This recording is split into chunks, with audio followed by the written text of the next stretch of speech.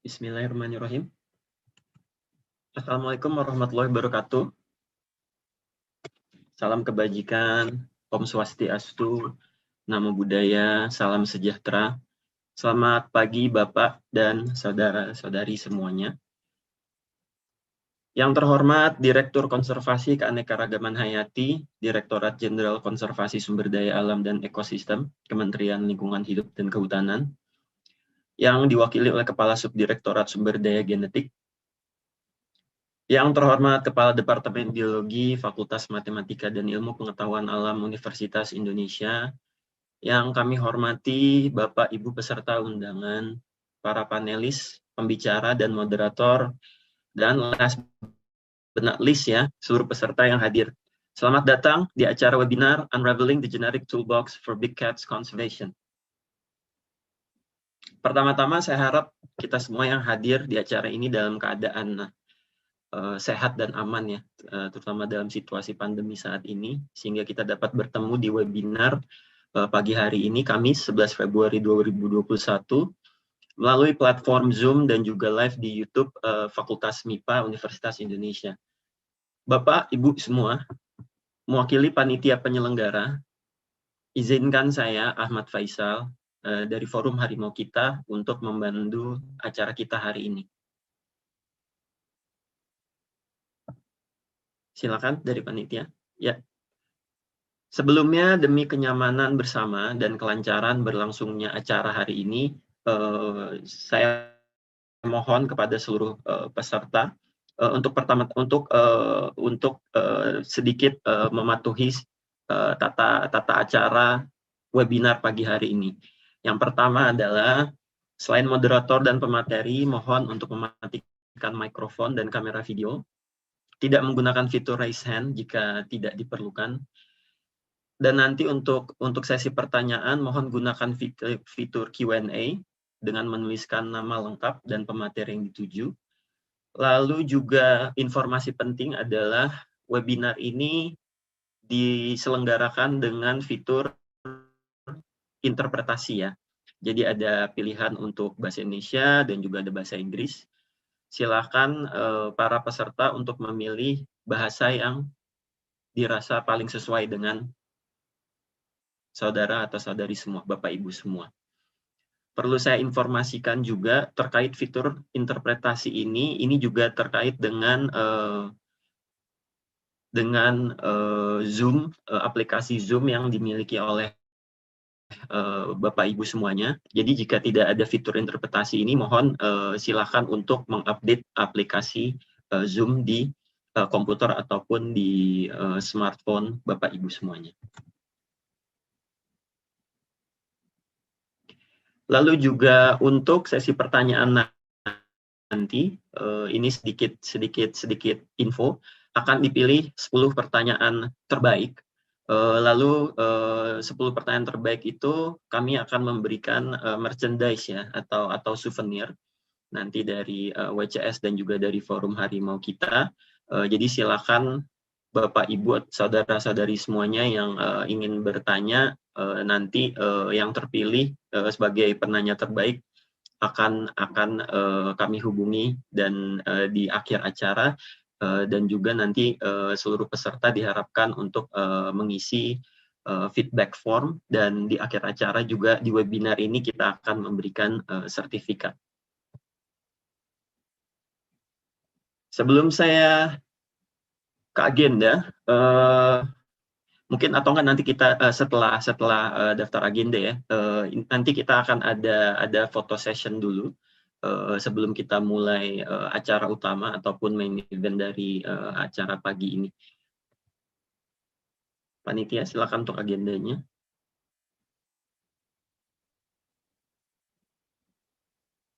Ya, jadi ini adalah agenda kita untuk webinar hari ini. Bapak Ibu semuanya, saya pikir tadi kita mulai cukup tepat waktu ya, jam 9, dan harapannya kita akan selesai pada pukul 10.30. Lalu juga nanti akan ada sedikit akan ada kata sambutan dari Direktur KKH, Dirjen KSDAE Kemen LHK, yang akan diwakili oleh Kepala Subdirektorat Sumber Daya Genetik, Bapak Haryono. Lalu juga nanti akan ada sambutan dari Kepala Departemen Biologi Fakultas Matematika dan Ilmu Pengetahuan Alam Universitas Indonesia. Ini adalah rundown kita hari ini, agenda kita. Kita harap nanti kita akan juga selesai tepat pada waktunya. Mungkin kita selanjutnya kita akan ada foto session dulu mungkin sebelum kita mulai. Bagaimana, panitia?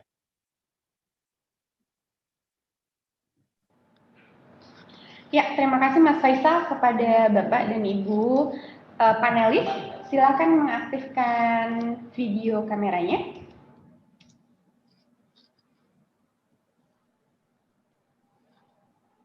Ya. Iya, baik. Bapak dan Ibu, silakan dinyalakan kameranya. Kita akan mulai sesuai dengan aba-aba, tapi saya lihat di sini belum semuanya. Speakers, I would like to invite you to open your camera because we're going to have photo session. Okay. Baik, untuk menghemat waktu, kita akan mulai fotonya sesuai dengan aba-aba saya. Oke, 1, 2, 3. Satu lagi mungkin sekarang dengan tangan di atas, gaya bebas. Silakan. 1, 2, 3. Ya, terima kasih Bapak dan Ibu. Saya kembalikan ke MC. Ya, terima kasih Novi.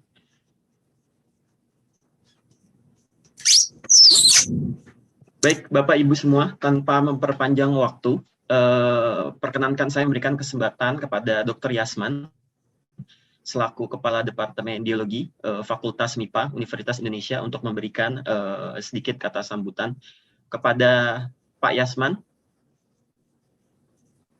Baik, silakan terima Pak. kasih. Terima kasih Pak Faisal. Assalamualaikum warahmatullahi wabarakatuh.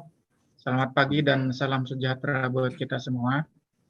Berbahagia sekali pada hari ini saya bisa ikut join di acara seminar daring atau webinar Unravelling the Genetic Toolbox for Big Cats Conservation. Saya sebagai Ketua Departemen Biologi FMIPA UI tentunya sangat menyambut baik sekali inisiatif penyelenggaraan kegiatan ini, karena sangat-sangat bersesuaian dengan visi dan misi Departemen Biologi FMIPA itu sendiri, yaitu tentang konservasi dan pemanfaatan sumber daya alam. Memang pada hari ini kita akan lebih masuk ke konservasi yang sangat spesifik, yaitu big cats, dan dalam tema Unravelling the Genetic Toolbox, yang tentunya saat ini merupakan tren instrumen yang sangat diandalkan untuk upaya konservasi ini. Mudah-mudahan nanti kegiatan ini bisa berjalan dengan lancar, dan apa yang disampaikan oleh pemateri bisa memberikan pancingan diskusi yang tentunya akan memberikan manfaat buat kita semua.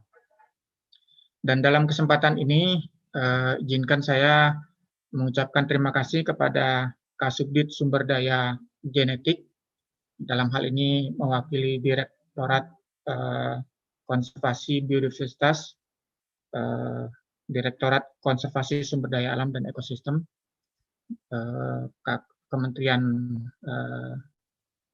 KLHK, dan juga saya ingin menyapa dan mengucapkan terima kasih pada para pemateri pada hari ini, Pak Indra, Bu Yani, serta Bu Dewi.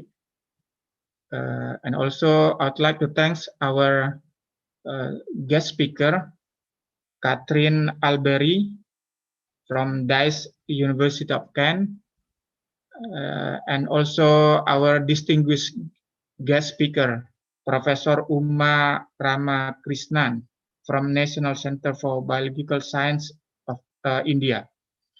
Saya yakin semua pemateri pada hari ini akan memberikan sharing pengetahuan dan pengalamannya kepada kita semua, dan mudah-mudahan nanti seperti yang saya sudah katakan bisa memicu diskusi yang sangat interaktif nantinya, dan mudah-mudahan juga berujung kepada awareness kita semua untuk pentingnya konservasi di Indonesia, dan khususnya big cats yang hari ini menjadi topik utama dalam webinar yang diselenggarakan atas kerjasama Departemen Biologi FMIPA, komunitas HarimauKita, dan Wildlife Conservation Society (WCS). Tidak perlu berpanjang lebar, saya ucapkan selamat mengikuti kegiatan webinar ini. Mudah-mudahan acaranya berjalan dengan lancar. Terima kasih untuk semua pihak yang mendukung dan mensukseskan acara ini. Demikian kurang lebihnya, saya mohon maaf. Assalamualaikum warahmatullahi wabarakatuh. Saya serahkan kembali ke Pak Faisal. Silakan Pak Faisal. Baik, terima kasih Pak Yasman atas kata sambutannya, singkat, padat, dan jelas ya Pak ya. Selanjutnya adalah sambutan dari Direktorat Konservasi Keanekaragaman Hayati. Sayang sekali saat ini Ibu Direktur, Ibu Indra Eksploitasia berhalangan hadir. Saya yakin ada tugas negara yang tidak dapat ditinggalkan, sehingga hari ini untuk di acara webinar kali ini kita akan diwakili oleh Kepala Subdirektorat Sumber Daya Genetik dari Direktorat KKH, yaitu Dr. Muhammad Haryono. Pak Haryono. Ya, selamat pagi Pak. Ya. Ya, baik, terima kasih. Mungkin saya cek suara dulu, apa suara saya bisa diterima dengan baik? Jelas Pak, jelas. Baik, ya, terima kasih. Assalamualaikum warahmatullahi wabarakatuh. Selamat pagi dan salam sejahtera untuk kita semua. Yang terhormat Bapak dan Ibu para peserta webinar yang berbahagia. Pertama-tama marilah kita panjatkan puji dan syukur kehadirat Allah Subhanahu wa Ta'ala, bahwasanya pada pagi yang berbahagia ini kita tetap diberi kesehatan dan dapat bertemu secara virtual dalam acara webinar ini. Pertemuan ini sedianya akan dihadiri secara langsung oleh Direktur Konservasi Keanekaragaman Hayati, Ibu Indra Eksploitasia. Namun berkenaan dengan adanya tugas mendadak dari Ibu Menteri kepada beliau, dengan tidak mengurangi rasa hormat, beliau menugaskan saya selaku Kepala Subdirektorat Sumber Daya Genetik untuk mewakili pada webinar ini. Atas nama Direktur Konservasi Keanekaragaman Hayati, saya menyambut baik dan menyampaikan apresiasi dan ucapan terima kasih yang besar sekali kepada para panitia penyelenggara, yakni Universitas Indonesia, FMIPA, WCS Indonesia Program, dan Forum HarimauKita, yang telah berinisiatif untuk menyelenggarakan acara webinar yang sangat penting ini. Seperti kita pahami bersama bahwa negara kita merupakan salah satu negara dengan tingkat keanekaragaman hayati yang tinggi, baik secara terestrial maupun secara marine atau kelautan. Hal tersebut tentunya menjadi rahmat bagi kita semua, bagi bangsa Indonesia. Namun sekaligus juga menjadi tantangan untuk dapat mengelola secara bijaksana. Keanekaragaman hayati tersebut dapat kita lihat pada level ekosistem, spesies, maupun pada level genetik. Pada level spesies setidaknya lebih dari 133.000 jenis flora fauna hidup di wilayah negara kita, yang sebagian diantaranya merupakan satwa liar yang saat ini kondisinya langka dan terancam punah. Termasuk dalam hal ini adalah jenis-jenis kucing besar seperti halnya harimau Sumatera. Pemerintah telah melakukan berbagai upaya konservasi keanekaragaman hayati dengan strategi konservasi secara in situ atau di habitat alaminya, dan konservasi secara ex situ atau di luar habitat alaminya. Saat ini pemerintah telah menetapkan lebih dari 500 unit kawasan konservasi dengan luasan sekitar 27 juta hektar yang merupakan keterwakilan ekosistem alami dan merupakan habitat tumbuhan dan satwa liar tersebut. Dalam hal konservasi sumber daya genetik, Indonesia telah meratifikasi Protokol Nagoya yang mengatur tentang akses terhadap sumber daya genetik dan pembagian keuntungan atas pemanfaatannya berdasarkan Undang-Undang Nomor 11 Tahun 2013. Dan selanjutnya sebagai implementasi dari protokol tersebut, Menteri LHK telah menetapkan Peraturan Nomor 2 Tahun 2018 yang mengatur tentang akses pada sumber daya genetik spesies liar dan pembagian keuntungan atas pemanfaatannya. Salah satu permasalahan mendasar dalam pengelolaan satwa liar adalah sulitnya mendapatkan data dan informasi lapangan. Hal ini berkaitan tentunya dengan behavior atau sifat satwa itu sendiri maupun dengan luasnya habitat satwa serta geografis wilayah negara kita yang demikian luasnya. Kesulitan tersebut pada dasarnya dapat diatasi dengan upaya penggunaan pendekatan genetika. Misalnya dalam hal survei populasi, analisis genetik dapat digunakan untuk mendapatkan data tentang sebaran jenis, ukuran populasi, seks rasio, dan lain-lain. Dalam hal monitoring keanekaragaman genetik satwa, analisis genetik dapat digunakan untuk mendapatkan data tentang keragaman genetik antar subpopulasi, tingkat konektivitas genetik, maupun koefisien inbreeding. Kemudian di bidang forensik, analisis genetik dapat digunakan untuk mendapatkan data tentang asal-usul satwa dalam kasus-kasus kriminal, perdagangan ilegal, maupun konflik satwa. Dalam hal ini telah dilakukan berbagai macam upaya penelitian forensik atas kasus-kasus tersebut, seperti halnya saya contohkan adanya perdagangan ilegal terhadap satwa komodo beberapa tahun yang lalu.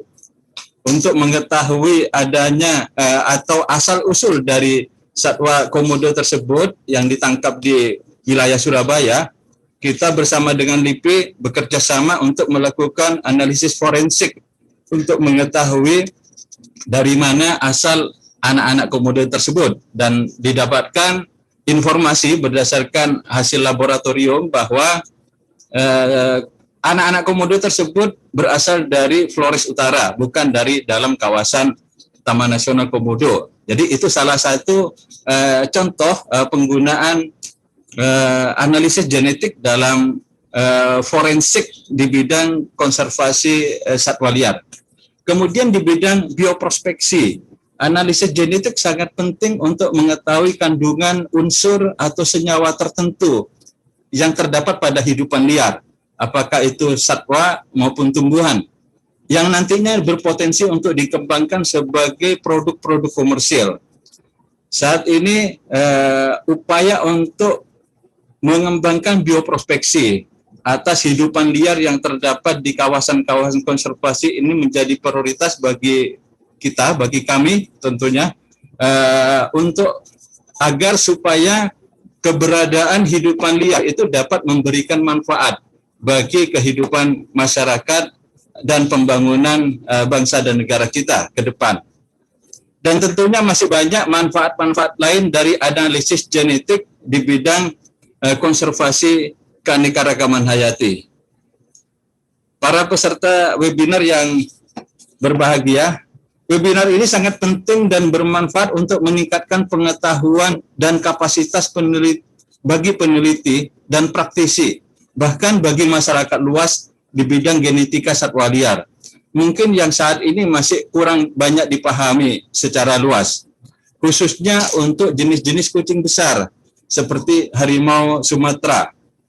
Pada kesempatan ini saya lihat hadir para ahli, baik itu peneliti maupun dari kalangan praktisi, yang tentunya beliau-beliau sangat berkompeten untuk memberikan ilmu dan pengetahuan serta pengalamannya di bidang genetika satwa liar bagi kita semua peserta webinar ini. Seperti halnya kita ketahui bersama bahwa harimau Sumatera merupakan satwa endemik Sumatera yang saat ini keberadaannya terancam punah, sehingga perlu upaya konservasi secara lebih intensif, termasuk dalam hal penggunaan pendekatan genetika. Semoga webinar ini dapat berjalan dengan lancar dan memberi manfaat bagi kita semua, khususnya dalam upaya konservasi jenis-jenis kucing besar termasuk harimau Sumatera. Demikian yang dapat saya sampaikan pada kesempatan ini, kurang lebihnya mohon maaf. Semoga Allah meridhoi niat baik kita semua. Wabillahi taufiq wal hidayah. Wassalamualaikum warahmatullahi wabarakatuh. Salam sehat bagi kita semua. Waalaikumsalam warahmatullahi wabarakatuh. Waalaikumsalam warahmatullahi wabarakatuh. Terima kasih banyak Pak Haryono, Pak Yasman yang telah berkenan untuk memberikan sedikit kata sambutan untuk webinar hari ini. Mungkin tadi dari Pak Haryono, kesimpulan singkatnya adalah Indonesia adalah salah satu dari mega biodiverse ya country in the world. Kita memiliki keanekaragaman hayati yang paling besar, salah satu yang terbesar di dunia. Dan analisis genetika ini, riset-riset genetik yang terkait dengan genetika ini sangat penting untuk pengelolaan ataupun konservasi wildlife ataupun satwa liar di Indonesia. Ya, untuk memulai, sebelum kita mulai main event ataupun acara utama dari webinar kita hari ini, untuk paparan-paparan dari narasumber nanti kita akan dibantu oleh moderator untuk webinar hari ini. Mungkin saya ingin memperkenalkan memperkenalkan secara singkat moderator kita pada acara hari ini, yaitu Dr. Noviar Andayani. Saya yakin nama ini sudah tidak asing lagi ya bagi seluruh penggiat konservasi dan juga akademisi di Indonesia. Dr. Noviar, atau yang kita tahu atau kita panggil dengan nama Ibu Yani. Beliau adalah lektor ataupun pengajar senior ya di Departemen Biologi Fakultas MIPA Universitas Indonesia, sekaligus sebagai Country Director di Wildlife Conservation Society Indonesia Program dari tahun 2005. Beliau memiliki pengalaman lebih dari 30 tahun dalam konservasi keanekaragaman hayati, dan juga saya yakin mendedikasikan mungkin sebagian besar waktunya untuk menyelamatkan, berkontribusi dalam konservasi satwa-satwa di Indonesia, terutama satwa-satwa langka ataupun satwa dilindungi. Baik, tanpa panjang lebar, saya persilakan Ibu Yani selaku moderator untuk dapat memandu sesi presentasi ini. Ibu Yani, over to you, Bu. Terima kasih Faisal. Thank you Faisal. Thank you for your kind introductions. Good morning, Ibu Bapak, colleagues, friends, students, ladies and gentlemen. Assalamualaikum warahmatullahi wabarakatuh. It gives me such a great pleasure to present 3 excellent speakers for our webinar today, who are going to bring with them their best and rich knowledge and experiences in the fields of wildlife genetics, especially as those technology being applied for the conservation of the big cats. We have heard from Pak Haryotno remarks previously how important and then how strategic the technology of genetics for conservation wildlife in Indonesia, particularly big cats, which we know are currently under imminent threats of extinctions. Ibu dan Bapak, colleagues and friends, to start our presentations, I'd like to invite Ibu Dr. Dewi Rusma of Departments of Biology, Universitas of Andalas.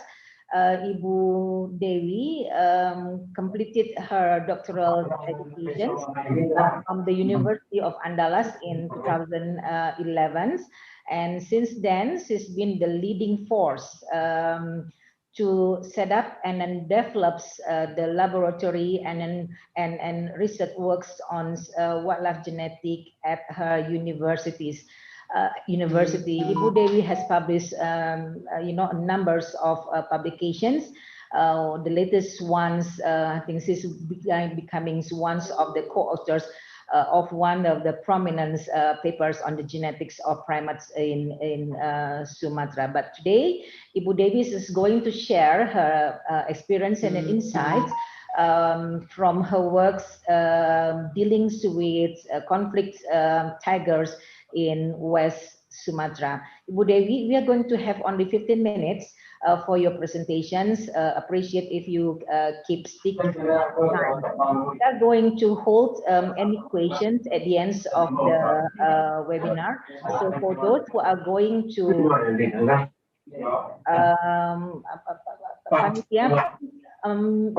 unmute those who are not speaking. Thank you. We are going to hold any questions at the end of all the presentations.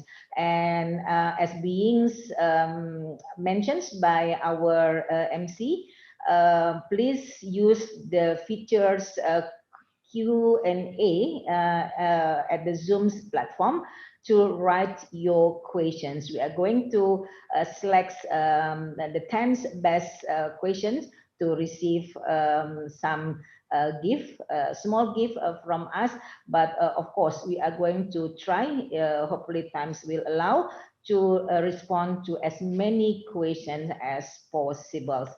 Okay, without further ado, I would like to present to you our dear friends, Ibu Dewi Rusma. Ibu Dewi, over to you. Thank you.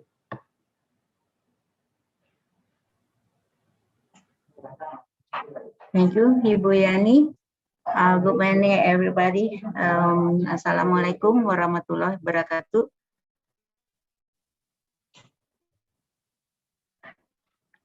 Edit my visual background.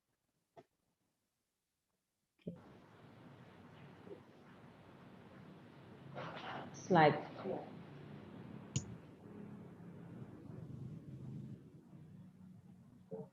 Oke, yang terhormat Dirjen KSDA, Dirjen Kehutanan dan Sumber Daya Hayati atau yang mewakili, kemudian yang terhormat Bapak Ketua Jurusan Biologi dan keluarga besar Biologi UI, kemudian keluarga besar dari HarimauKita, keluarga besar dari BCS, dan teristimewa di sini Pak Haryono, walaupun mewakili, tapi ini hikmah bagi saya ketemu dengan Bapak dan saya akan share data yang saya gunakan dengan menggabungkan data saya dan data dari Bapak.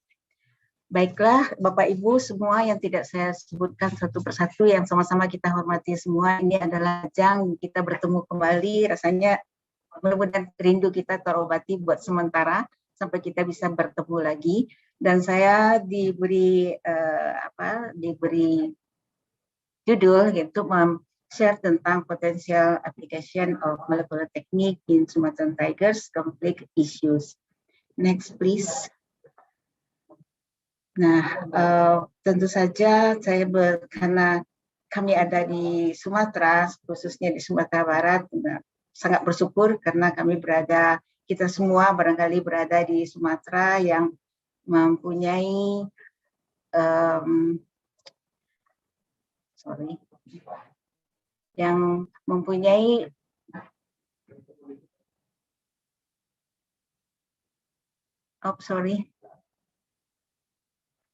tolong mundur lagi ya. Kemudian mempunyai bukit barisan yang membentang dari utara ke selatan dan daerah dataran rendah itu mencapai 45%, kemudian tinggi dataran tinggi 23%. Nah, tentu saja kita tetap kembali kepada konsep yang akan membawa kita dapat melihat segala dari aspek ya, apakah aspek genotipnya, aspek ekologinya atau aspek fenotipnya. Karena mereka merupakan interaksi yang sangat erat sekali. Jadi sama-sama kita bisa menelaah data dari segala aspek. Ya, disinilah interaksi fenotip itu bisa terekspresi dengan adanya environmental. Next slide, please. Nah, seperti yang disampaikan oleh Bu Yani tadi, itu memang 2011 merupakan milestone saya, ya dengan barangkali Pak Joko ada di sini, terima kasih kepada beliau. Itu saya mulai dengan pisces, ya, dengan ikan.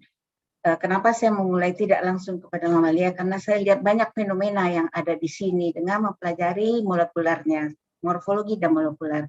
Sebagai contoh, ini antara ikan bilih yang kita selama ini kita anggap sebagai endemik di Pulau Sumatera, di Danau Singkarak, itu ternyata itu hanya sinonim, ya, sinonim dari Mystacolecus marginatus yang ada di sungai.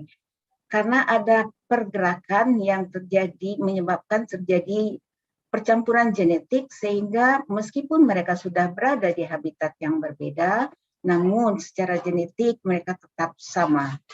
Nah, hal yang berlawanan itu terjadi pada jenis Rasbora. Di sini membuktikan bahwa isolasi itu dapat membentuk spesies baru.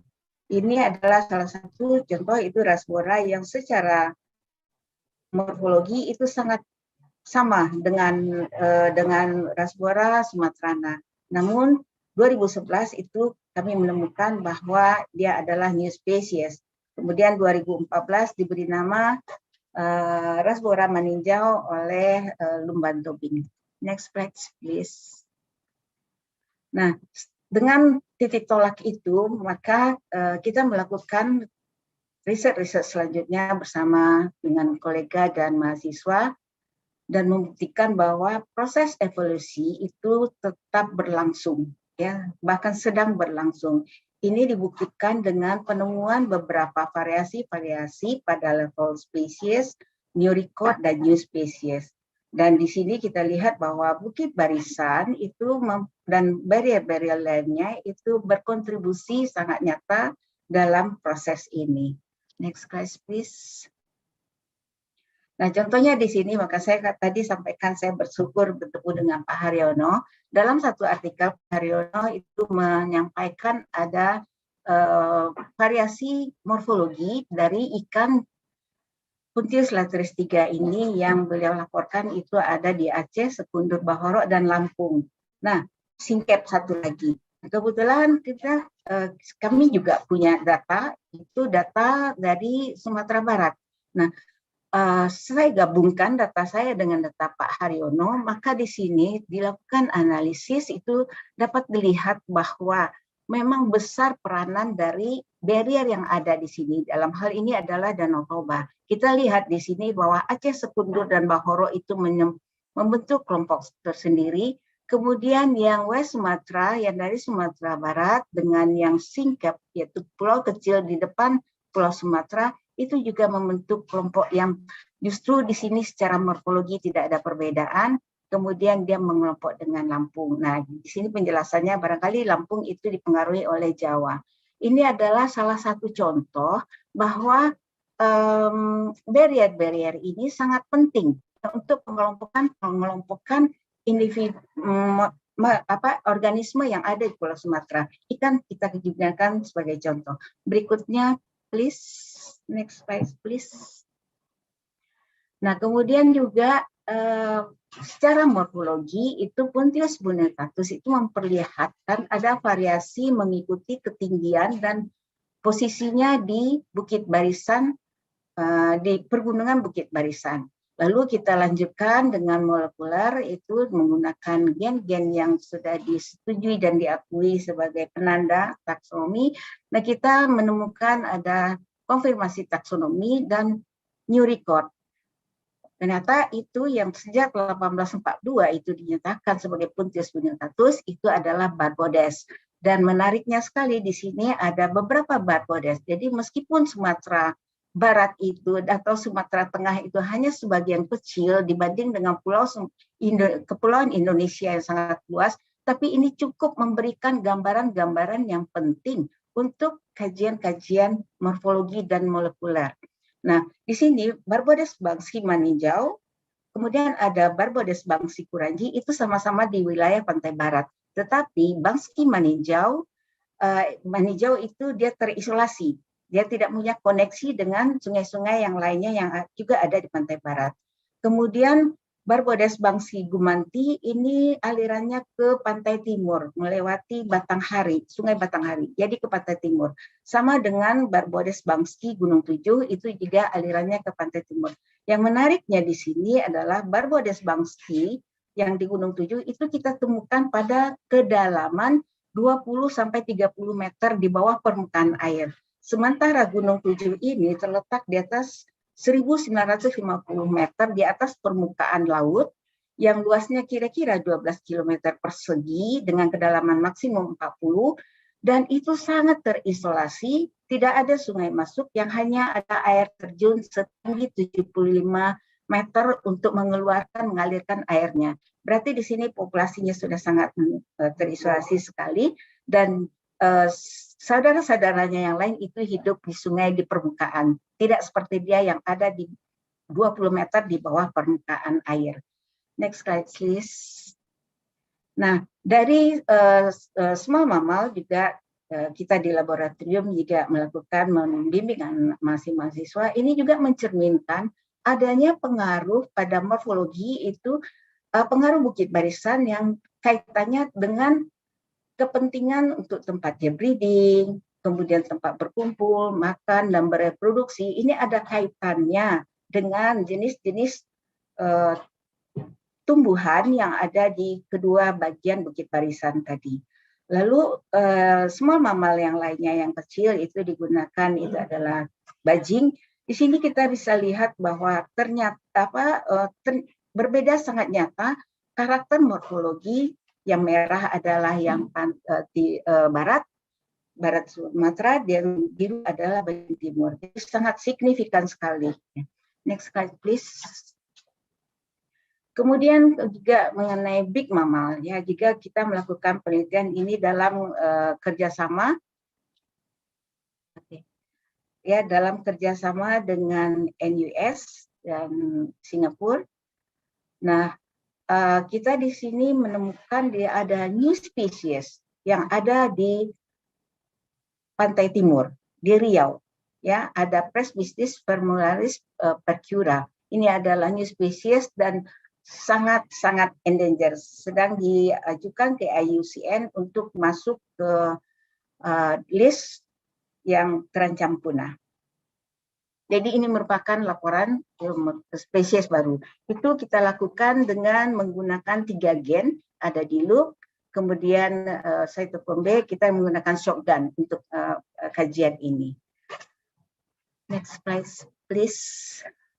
Nah, kemudian juga menyangkut big mammal, jadi Panthera tigris sumatera, ini adalah gambaran harimau betina dari Pusat Rehabilitasi Damasraya yang akan dilepas liarkan. Kemudian dari PRSD itu memberi kabar kepada kami gitu untuk membuat catatan tentang harimau yang akan dilepaskan ini. Nah, kita berusaha melakukan catatannya, membuat barcode-nya.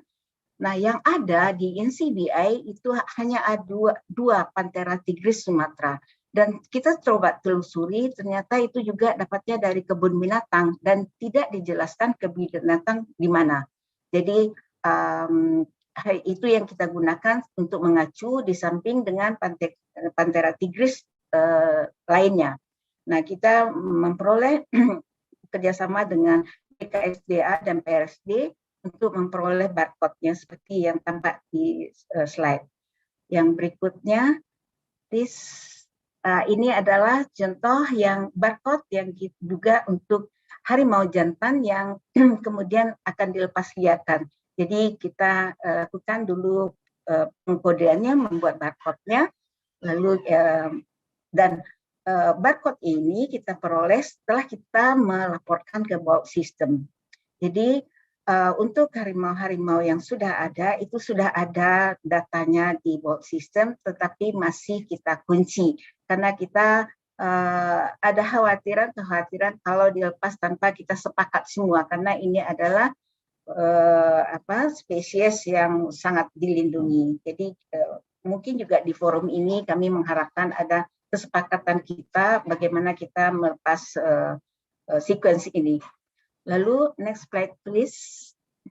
Nah, beberapa bulan yang lalu kami juga diminta oleh Polda Sumbar dan BKSDA untuk mengidentifikasi itu hasil sitaan dalam bentuk kuku, dalam bentuk tulang, kemudian ada yang rambut dan kulit. Nah, diminta kami untuk mencoba apakah bisa melakukan untuk wildlife forensik ini, dan alhamdulillah itu sudah berhasil. Memang semua yang sampel yang disita itu adalah harimau Sumatera, ya, Panthera tigris sumatera. Itu data yang kami simpulkan bahwa kita bisa melakukan forensik, ya, untuk wildlife yang hasil illegal trafficking dan lain-lainnya, illegal pemburuan yang liar. Kemudian next slide please. Nah, ini juga ada sampel dari PRSDH, Pusat Rehabilitasi Harimau Sumatera Damasraya, terhadap harimau-harimau yang akan dilepas liarkan itu. Kami bersyukur ada data yang bisa kita peroleh dari sana, dan yang sangat menariknya di sini, saya tidak tahu ini slide-nya terpenggal sepertinya, ya. Dari 8 ekor yang sampel darah yang diberikan kepada kami, lalu kami lakukan analisis.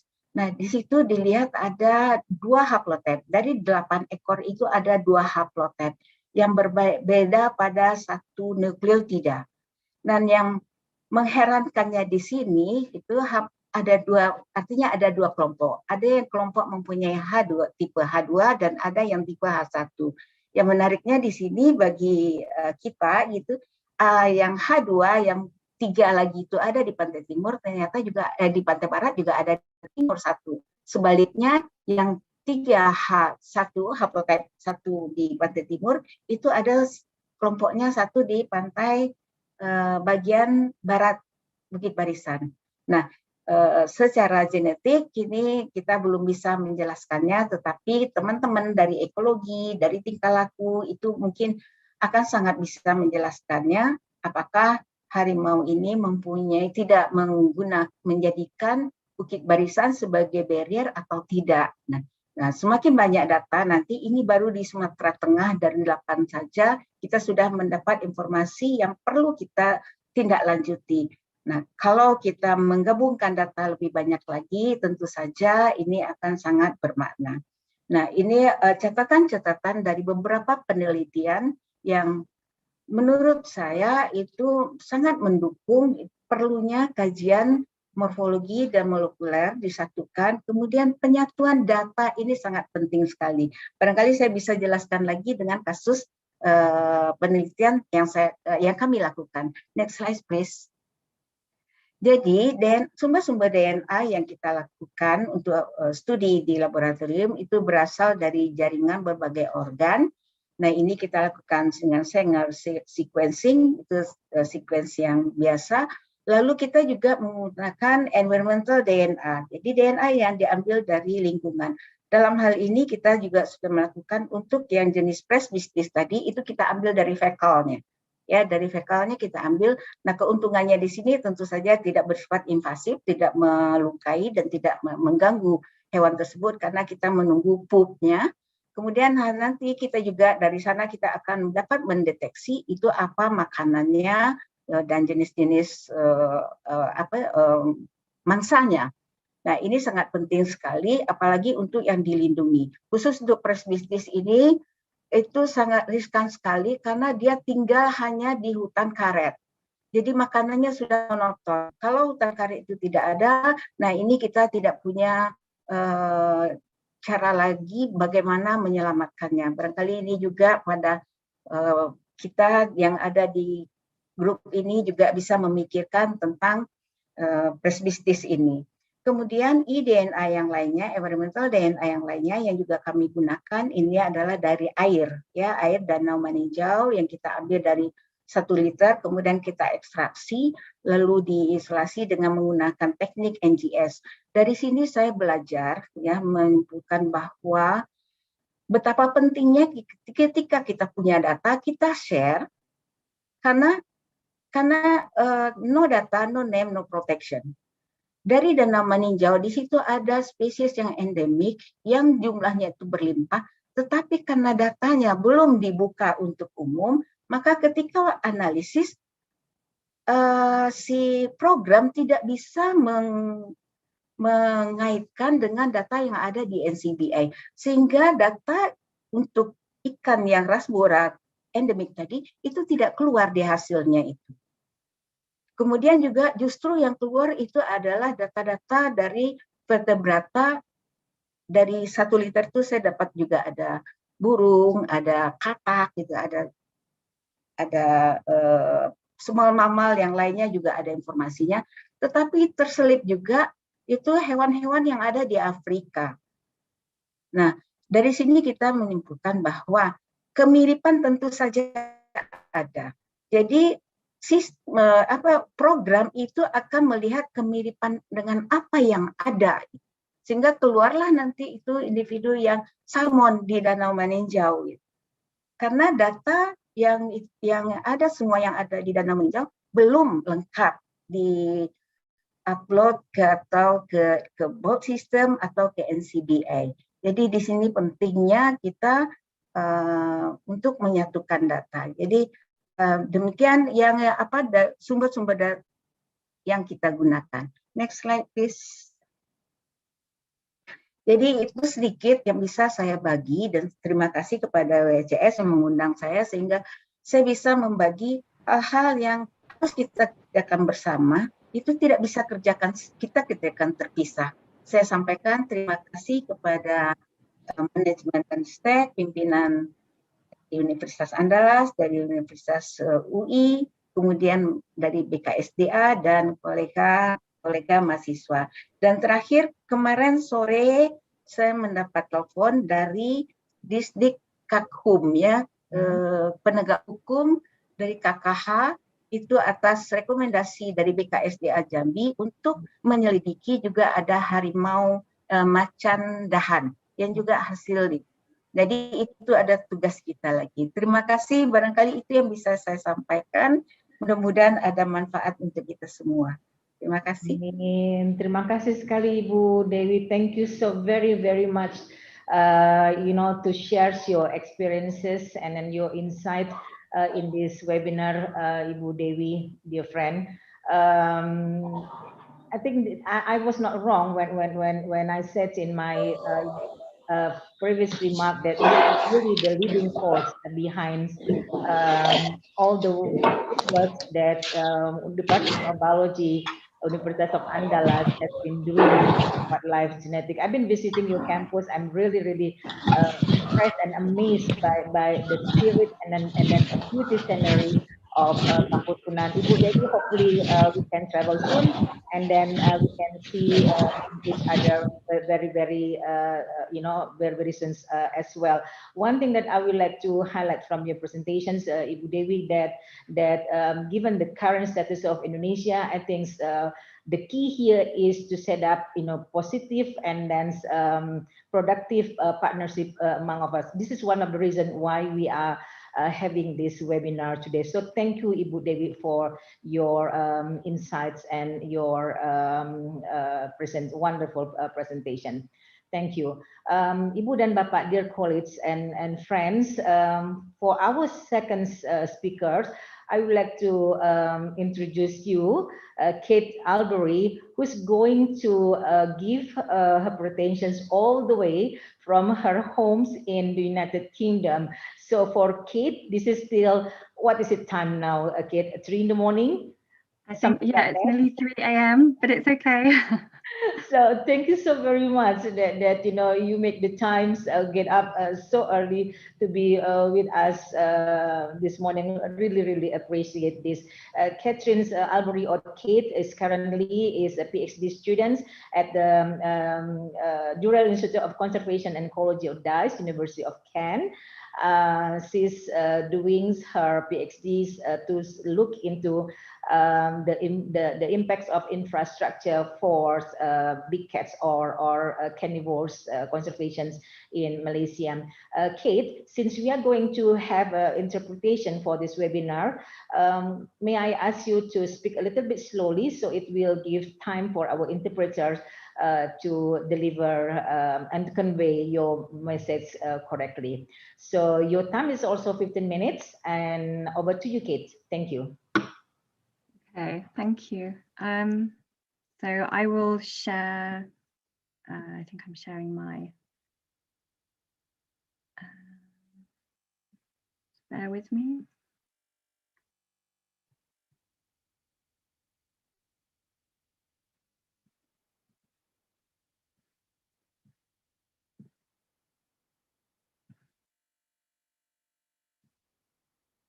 Okay. I hope everyone can see that. Okay. Okay, so Selamat Pagi. Thank you for asking me to talk today. It's always really nice to be asked to talk about your work, particularly amongst so many conservation experts and particularly colleagues such as Uma, whose work I've followed for a long time and I've been learning a lot from on my journey. So I'm very grateful for asking me to be here today. So my PhD research project is in collaboration with the National Wildlife Forensics Laboratory at Perhilatan in Peninsular Malaysia. And unfortunately, we're still working on a lot of our results and the lab work itself. There are a lot of delays due to COVID. So today I'll be giving more of a general overview of my PhD project.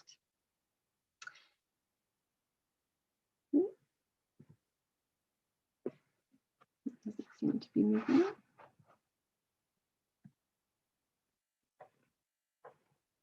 Okay, so I'll start by giving a bit of background to my project, and I'll talk a little bit about the objectives of my research.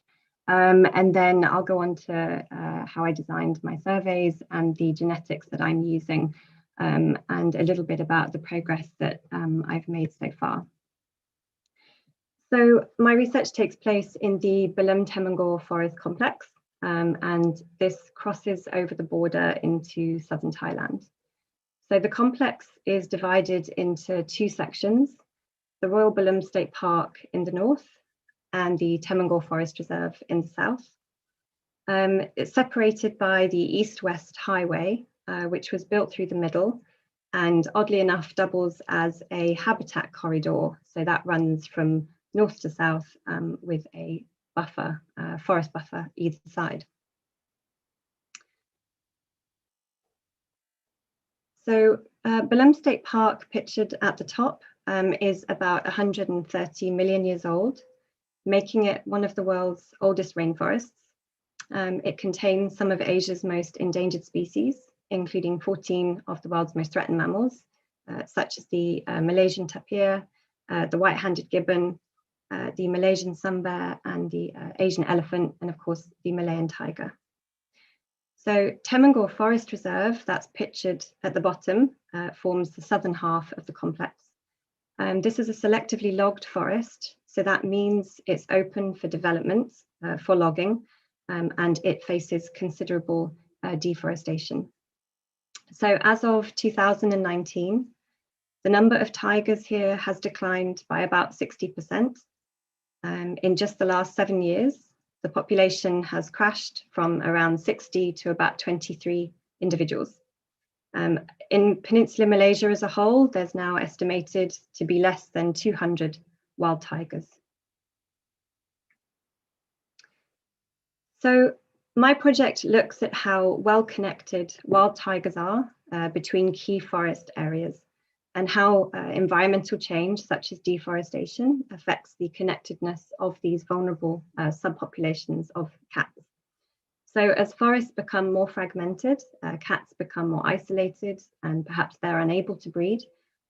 So I hope to specifically look at the genetic diversity of wild tigers in Peninsular Malaysia and how it might affect, how it might change with different deforestation scenarios. I hope to look at gene flow between tiger subpopulations in key forested areas. And I hope to look at spatial connectivity of tiger habitats, including the effectiveness of designated primary linkages in facilitating tiger movement. So as you can see from the map, the purple areas are called tiger conservation landscapes, which a lot of you are probably familiar with. And the three remaining tiger strongholds in Peninsular Malaysia. So we have Belum-Temenggur at the top in the middle, the Taman Negara region just sort of east of centre, and the Endo-Rompin complex in the south. So the red arrow in the middle, that indicates a critical linkage for tiger connectivity. That's known as primary linkage 1. And that's a critical linkage for connectivity between the main range and the greater Taman Negara region. So I'm focusing my genetic assessment in the northern half of the peninsula, known as CFS1.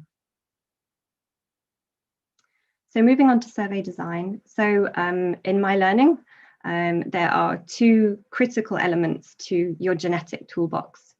So the initial non-invasive sample collection, and then the downstream molecular analysis. So any difficulties at one or both of these stages can result in very low success rates with DNA amplification, sequencing, or genotyping. However, finding samples from rare, very secretive cats in very dense tropical dipterocarp forest is, as you can imagine, it's like searching for a needle in a very wet haystack. So as part of my research, I wanted to try 3 different non-invasive DNA search methods. So this included a detection dog, a human search team, and hair traps. So I also talked with different NGOs in Malaysia who I knew already, and I knew that they had survey or anti-poaching patrol teams out. and who I thought might be able to help me find samples and take some sampling kits. So I disseminated several hundred scat kits to 4 NGOs. Those are the areas with the green dots on the map, to help me with my own search efforts, the yellow dots. So I conducted cluster transect surveys in known tiger hotspots. So these are areas that were accessible, but also where I knew that I would have the best chance of finding samples to maximize my data collection. So in terms of the search team, this is my local team. I had a local team of Arangasli research assistants, Enri, Rosali, and Kamarudin, and they're part of the Jahai tribe, and they live on the periphery of Willem State Park. So they are adept at navigating the forest. We worked together for just under a year, and they became confident with GPS, writing survey forms and using DNA collection kits. So I felt there was a lot to be said for working with local communities and supporting indigenous parabiologists who were much, much better at navigating the forest than a biologist like me. And this is just a good example in the picture of the sort of environment that we're working in. Most ridges, it's very dense leaf litter, a lot of dense rattan and other flora, and there's a scat just on the left of that picture, and how they spotted it, I will still never know. So we also tried a detection dog, which some of you might be familiar with, and hair traps. So on the left is our search dog, Hera. She'd been working as a detection dog for about 4 years. So she had the necessary search experience and the olfactory knowledge. So she had the training for her sense of smell to find targeted scents. So she could be trained on multiple species, and they can detect and target and discriminate that species of interest. So they are used around the world in other conservation projects, but it takes a lot of time for them to acclimatize to their surroundings. It's a very gradual process in an environment such as this.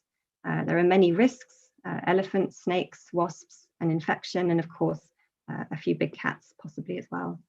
So we didn't have the resources to test it further, but we actually found one of my research chapters is looking at different ways of comparing these initial non-invasive collection methods. And we found actually that the human search team were a little bit better than the dog, based on cost and efficiency. So I won't go into that too much now, but dogs can certainly work very well in other areas.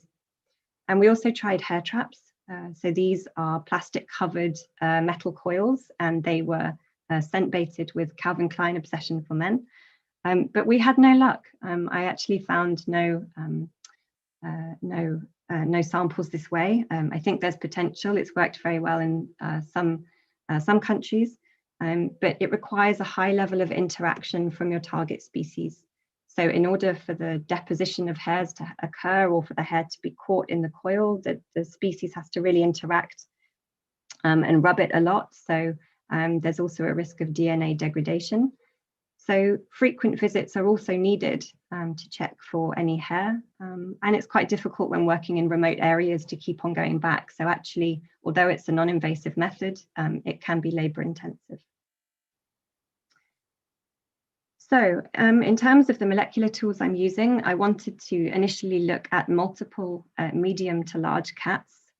So these are known to suffer, they all suffer habitat loss and hunting pressures. So I was looking at the Malayan tiger, the Indo-Chinese leopard, and the clouded leopard. I tested several cytochrome B mitochondrial primer sets, including tiger-specific primers and universal markers.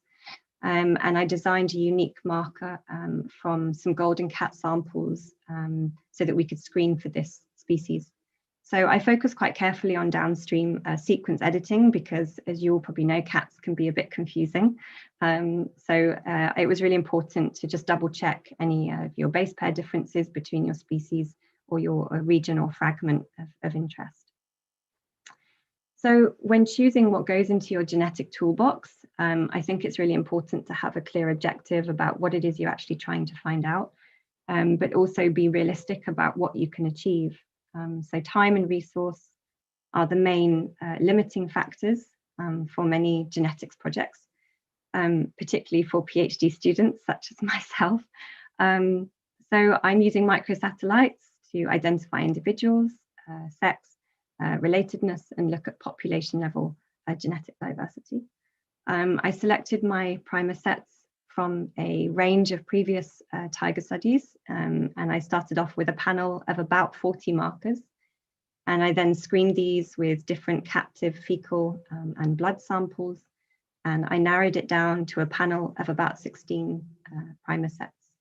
And I'm currently using these in 5 multiplex sets, which I designed using Multiplex Manager. I'm just going to pause because something is flashing and I don't know if there's a message. No, it's okay. Sorry. Okay.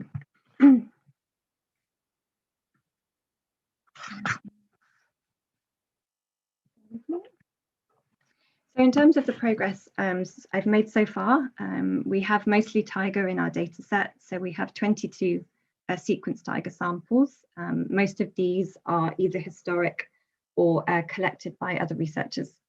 So I didn't find many samples during my field work in my field site. So the samples are mainly a combination of scat and also tiger spray from the wild. And genotyping is ongoing, but our results so far are encouraging with such a small data set, which amounts to about 15% of the remaining wild tiger population in Malaysia. Our spatial analysis is underway, and this evaluates tiger habitat connectivity with a range of deforestation scenarios using a program called Range Shifter. And this differs to more traditional connectivity assessments because it incorporates dispersal and life history information. So it's a bit more intuitive and sensitive to species-specific behaviors. I think as tiger populations continue to get smaller and more fragmented, we'll be faced with a very difficult situation, even more so than now, and working with dramatically reduced data sets, particularly in tropical forest environments where the data collection is very, very difficult. So we need to use tools that work best in this scenario within the given time and logistics and financial limitations that we might have. So I thought I'd finish with just a few things that I've learned along my way, and forgive me, you all probably are aware of these things, but this is my shared learning for my level of experience. So for an extremely rare, wide-ranging, low-density species such as tiger, it's really important to select sites that have the highest likelihood of detection, but they're logistically feasible to get to. So certainly in Peninsular Malaysia, I was very, very restricted by the landscape. Collaborate. I know that Ayani touched on this. Gather any historic samples that might be available. Not only will this possibly increase your sample size, but it will also give you a range of genetic data over time. And it will help to build those working relationships which might yield other benefits. Very, very lab specific, but I definitely found things like carrier RNA, swabbing with PBS solution, a lot of extra Pro-K made a big difference to my extraction success rates. And I would swear by the DNeasy blood and tissue kit, which outperformed any fecal specific extraction kits. And once you've collected any samples from the forest, allow it to air dry in a dark, coolish place, if that's possible, as soon as you're out of the field. So I really struggled with this. Some historic scats that we've had some good success extracting DNA from. We've had some nice sequences from them, and some of those scats are over 10 years old, but they were air dried thoroughly when they were collected about 10 years ago. So it's good to know that there is hope with very old scat. And also scat DNA, because it's so degraded, you're working with very, very small fragments of DNA. So it's really hard to amplify those fragments with very large primers. So it's good to find markers that are quite small for your samples. I think that's it. I hope I was conscious of maybe talking too quickly, but hopefully not. So I hope that was okay. No, your time is good, Kate. Thank you so very much. Thank you for the tips.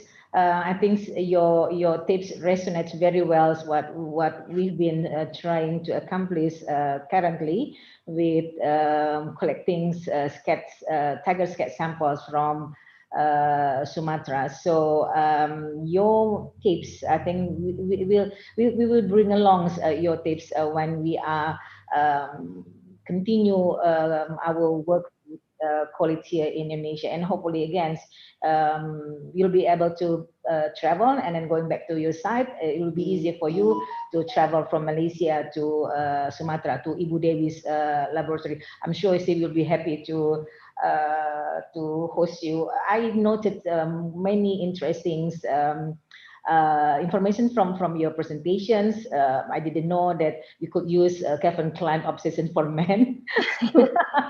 That's quite expensive, though.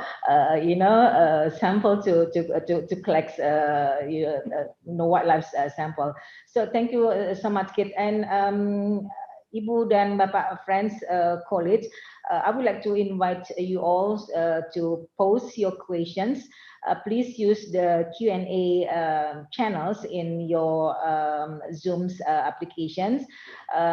We are having a quite rare opportunity to have 3 wonderful speakers, researchers with us today. So please use this opportunity to share your observations or your questions to them. And I would also like to remind you all, we are going to have 10 wonderful gift from us for the best questions that we are going to share. Okay, thank you so much, Kate. Ibu dan Bapak, dear colleagues, friends, and students, for our last speaker, the last but clearly not the least, Uma, so wonderful to have you again. Professor Uma Ramakrishnan is a distinguished wildlife researcher from National Center for Biological Sciences, India. Professor Ramakrishnan got her PhD from University of California, San Diego. She's been publishing over 70, really high impact publications at really distinguished journals, prominent journals. I also would like to share here that one of her works on genetics, tiger genetic in India, where the genetic data information can be used to change or to influence developments plans. India actually has been one of our inspiration to start the kinds of works for Sumatran tigers here in Indonesia. So lovely to have you again, Uma, Professor Ramakrishnan, and again the time slots of 15 minutes for you. So over to you, Uma. Thank you. Thank you so much, everyone, and so wonderful to be with you. So let me start by sharing my screen. Before I start, I wanted to say thanks so much for the invitation. Salam alaikum, everyone, and a wonderful talk so far. I really appreciate the very, very hard work it's going to take to understand more about the genetics of Sumatran tiger. So please don't interpret my presentation as arrogant. India does have lots of tigers, and the sample sizes might appear high, and our data sets large. But this is in no way, I hope that this is something we can use to understand more about tigers in other parts of their range. So very quickly, biodiversity is, of course, critical to human well-being. And we know that despite global conservation action and interest in biodiversity, biodiversity is still on the decline. And in fact, 1 in 4 mammals is declining.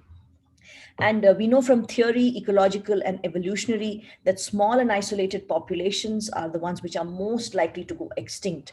So basically, we want to understand this, right? And we, in some sense, tigers are a very good model system, if you will, a system where we can actually study extinction of species, because they've lost a large part of their range, and their distributions and conditions are very different in various parts of where they live. We've already had extinctions of some tigers in parts of their range, so we're quite familiar with this as well.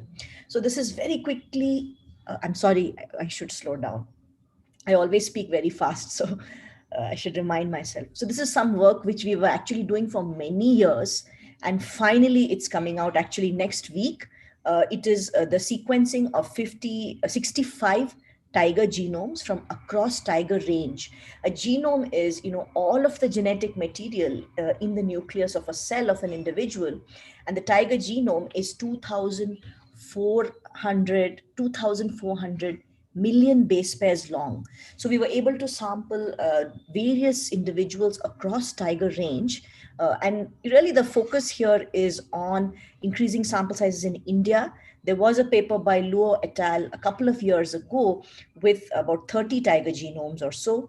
And the novel insights we really have, which I'm highlighting for you here, is that what may be of well, of course, first of all, I should mention that the Sumatran tigers in this study are from US zoos.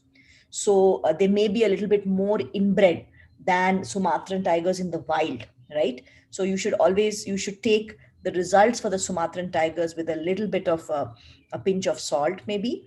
But what you can see is, first of all, in terms of genetic variability, Sumatran tigers have low genetic variability across the genome. They are definitely distinct, a distinct population. This has already been established, but we reiterated that with many more samples. We also did demographic history modeling to understand the origins of these populations. And these results were quite surprising, and in contrast to the results suggested earlier.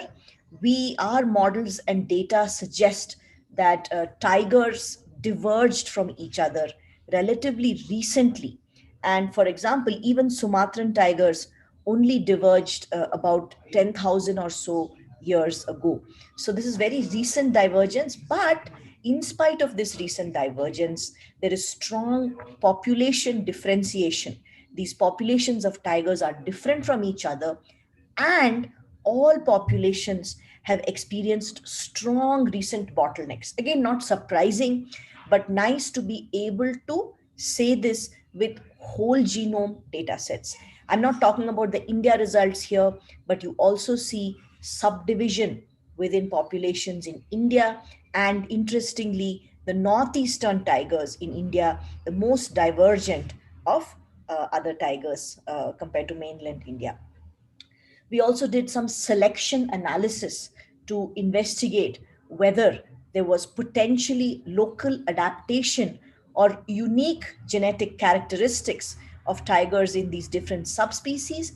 And this shows us very interestingly that, for example, with Indian tigers, there doesn't seem to be any selection, any signatures of unique adaptations. However, Indian tigers, like all other tigers, show strong signals of drift or loss of genetic variation following bottlenecks. On the other hand, interestingly, the signature of selection is strongest in Amur tigers or the Russian Far East tigers. And we see that the genes which look like they're under selection are those which are known to be involved in cold adaptation in other species, like polar bears, for example. With Sumatran tigers, Luo et al. Had suggested selection on body size, and we also find some signatures with a completely different data set, right? Completely different data set. We also find signatures of selection for body size in Sumatran tigers. So this is something very interesting and must be investigated further with wild caught Sumatran tiger genomes. In this case, it would be ideal to use tissue like blood. If there are individuals, say, caught in conflict scenarios or present in zoos, wild caught individuals, it would be wonderful to look at them, especially if they are from different geographical locations within Sumatra. So now a bit about my work. I will be brief because I don't want to give you, the whole, a lot of the details. I don't want to bore you with them. But I try to study tigers through a genetic lens. I'm a population geneticist. And so since I said that, for the probability of extinction depends on population size and isolation. Small and isolated populations are more likely to go extinct. This means that the two important variables for us to understand a population size and connectivity or isolation. Okay, so basically what we've been doing is we've of course been developing genetic tools to understand these parameters, but we are also trying to look at it from an evolutionary perspective. What happens in these small and isolated populations, right? There already are some of them in India. Not all populations are small and isolated. There are several tiger landscapes with connected populations. And we use molecular scatology. You've already talked about this, but this is just a picture of from the Western Ghats in southern India and a tiger scat. You can tell immediately India is much drier, and this definitely supports a better ability to acquire DNA from these samples. Okay, so we basically bring these samples back to the lab, extract DNA, identify individuals, investigate genetic variation, and use these data to understand, how tigers may be moving or how many there are. Just to give you a quick lay of the land, there's about 3,500 tigers in India. But the median population size of our tiger reserves, the median number of tigers in any particular tiger reserve is small. It's between 40 and 50. There are only 5 populations which have more than 150 tigers. And many studies in the past have shown that populations less than 100 are highly susceptible to extinction. So we can actually use genetic data to estimate population size. This may be unnecessary because camera trap data does it well and is very well standardized. However, there may be some locations where deployment of camera traps may be difficult. And so several years ago, we did this study in a southern Indian park called Bandipur, and we were able to walk through the forest, pick up scats, and use a mark recapture framework to do a statistically robust estimate of the number of tigers there. And what was nice was because we were collaborating with Ullas Karanth, who was camera trapping tigers at the same time, we were able to compare our genetic estimates to those from cameras, and it matched very well. The serious issue in India, I think, is really population connectivity and isolation. And we have done work some years ago with several thousands of SNPs, so not whole genomes, but several thousands of SNPs, to look at what the landscapes of tigers are, genetic landscapes. Where are tigers connected and where are they isolated? So we find, for example, that in northwestern India, it's like this flagship tiger population. People from all over the world come to see tigers here, Ranthambore Tiger Reserve, where it appears that the tigers here are isolated. This is an isolated population. Whereas in central India, there seems to be a much more connected landscape for tigers.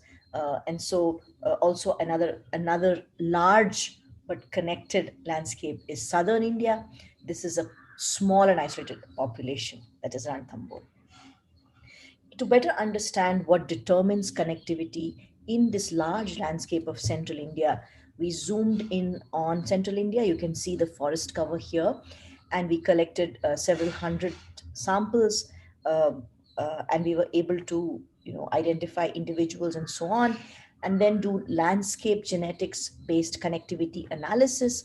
And this here shows you basically the different protected areas and how isolated or connected they are. This can also be used to these analyses can also be used to generate what's called a resistance surface. And this is the same landscape, but seen from the eyes of a tiger in terms of movement. Okay, this is inferred. I mean, we don't know this from behavioral studies. We are inferring this ability to move from genetic connectivity.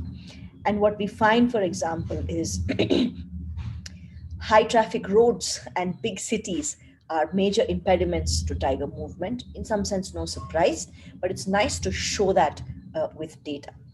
So there are, I mean, populations are connected, but definitely high traffic roads and cities are barriers. And we can ask again our more theoretical question, is the probability of extinction lower for large and connected populations? And when we do a simulation where we model futures of tiger populations, I'll just walk you through this very quickly. On the x-axis is population size, that is real population size of the current numbers of tigers in particular protected areas. And on the y-axis is how isolated they are. And the color of these dots, each dot is a protected area. The color of these dots corresponds to the probability of extinction. If it's blue, it's low. If it's red, it's high. So as we expect, large connected populations are not going to go extinct very often in the future. In our simulation, small and isolated populations will, okay? So, but there are lots which are uncertain. They could go extinct, they need not go extinct. And management action today will determine the probability of extinction of these populations in the future, right? So, I mean, the other thing to remember is, especially in India, the tiger populations are meta populations where there is extinction and recolonization. So if we lose tigers from an area, we shouldn't get too perturbed. They may show up there again. At the same time, we can either increase the numbers, pushing this population, say this dot, to the right, or increase connectivity, or push it up and push it up. And these are the decisions which managers can possibly make for their particular protected area. As Buyani said, this data was used in court to petition for an underpass while there was a highway being expanded, which we were sure would result in a barrier for connectivity. And this is not something we did. We didn't go to court. We were supported by NGOs who did this, and that was a very rewarding experience for us, that the science we did and the paper we published was used for actual action on the ground. So very quickly, what happens, and this is something I have been doing, we've been working on, me and my students, the last 4 years or so. What happens to these small and isolated populations? Again, from theory, we expect that there will be inbreeding and potentially inbreeding depression, right, which can lead to loss of fitness and ultimately population extinction. So we want to basically ask, are these small and isolated tiger populations inbred? Do they have a higher number of bad or deleterious alleles? And what is the best strategy for genetic rescue? Okay. So we did this study in Ranthambore Tiger Reserve, and this paper is not yet out. It's still in review. But we sequenced about 50 genomes from across Indian tigers, from large connected and small isolated populations. And we looked for signatures of inbreeding in the genome. We identified deleterious or bad alleles in the genome, and we looked at the load of those bad alleles.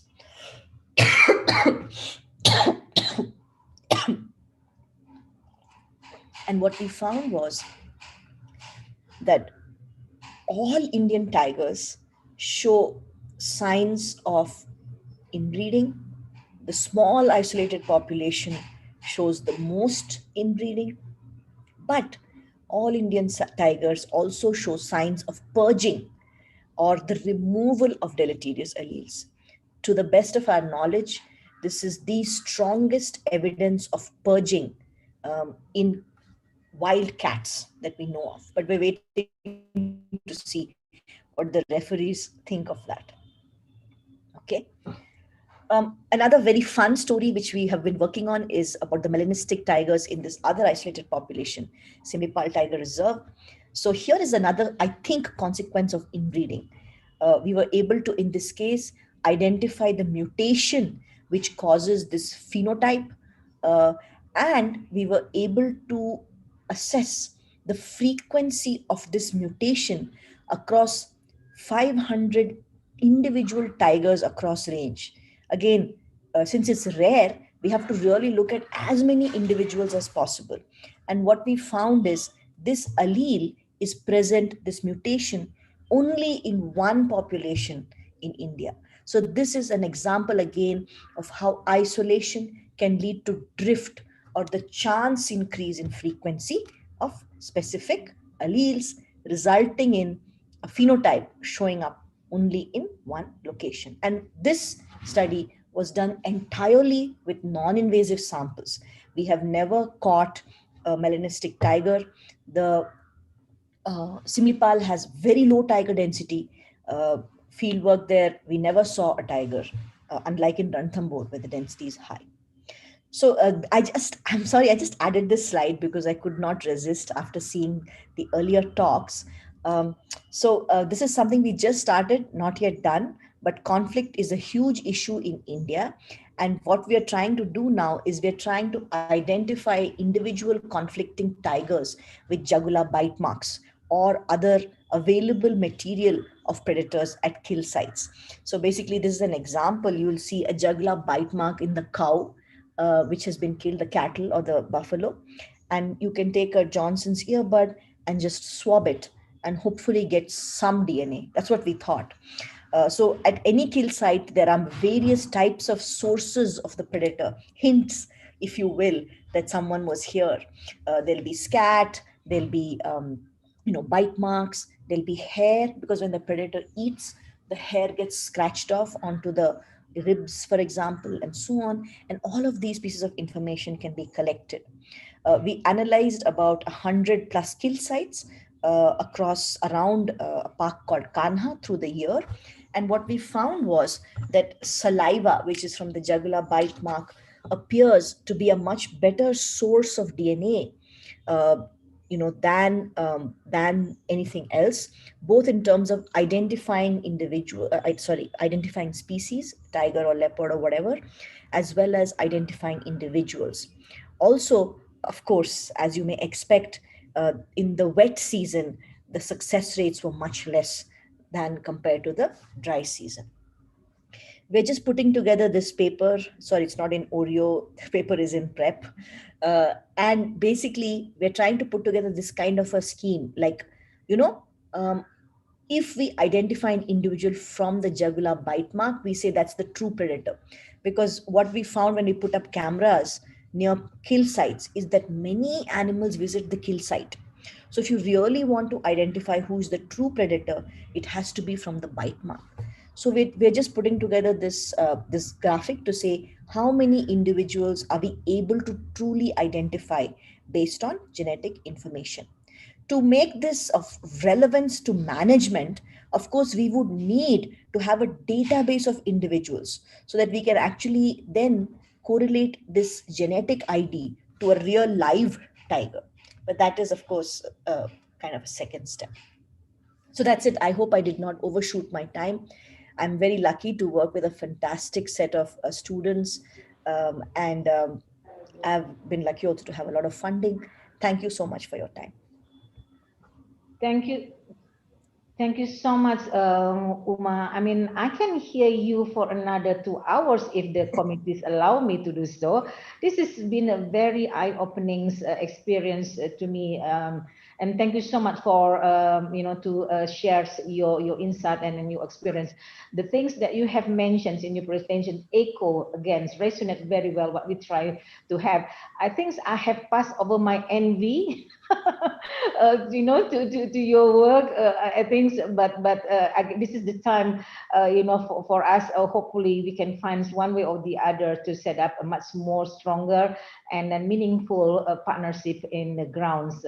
My invitation to you, Uma, to come over to Tunisia still wide open. The same thing for you to also, Kate, because there's no way for us to, if we want to save Sumatran tigers, given the current threat that are facing infrastructure, conflicts, wildlife trade, genetic can be a powerful tools to have the management, to design a much relevant, appropriate, and effective conservation measures. Thank you so much, Uma. Your last slide is really very, very inspiring. I've been shouting, all around, listening to your presentation. This is something that we have to do, and then we should consider. So again, thank you so much, Ibu dan Bapak, ladies and gentlemen, colleagues and students. Now we have completed the 3 wonderful presentations from our 3 wonderful ladies, all ladies except our master of ceremony, Faisal. So this is the time for all great women from all over the world to talk about big cats conservation. We have now in the question and answers panels 11 questions. But before we post those questions into the screens, I think I would like to invite our colleagues, dear colleagues from Bogor Institute of Agriculture, Ibu Dr. Dewi Perwitasari, Diah Perwitasari, maaf Mbak Wita.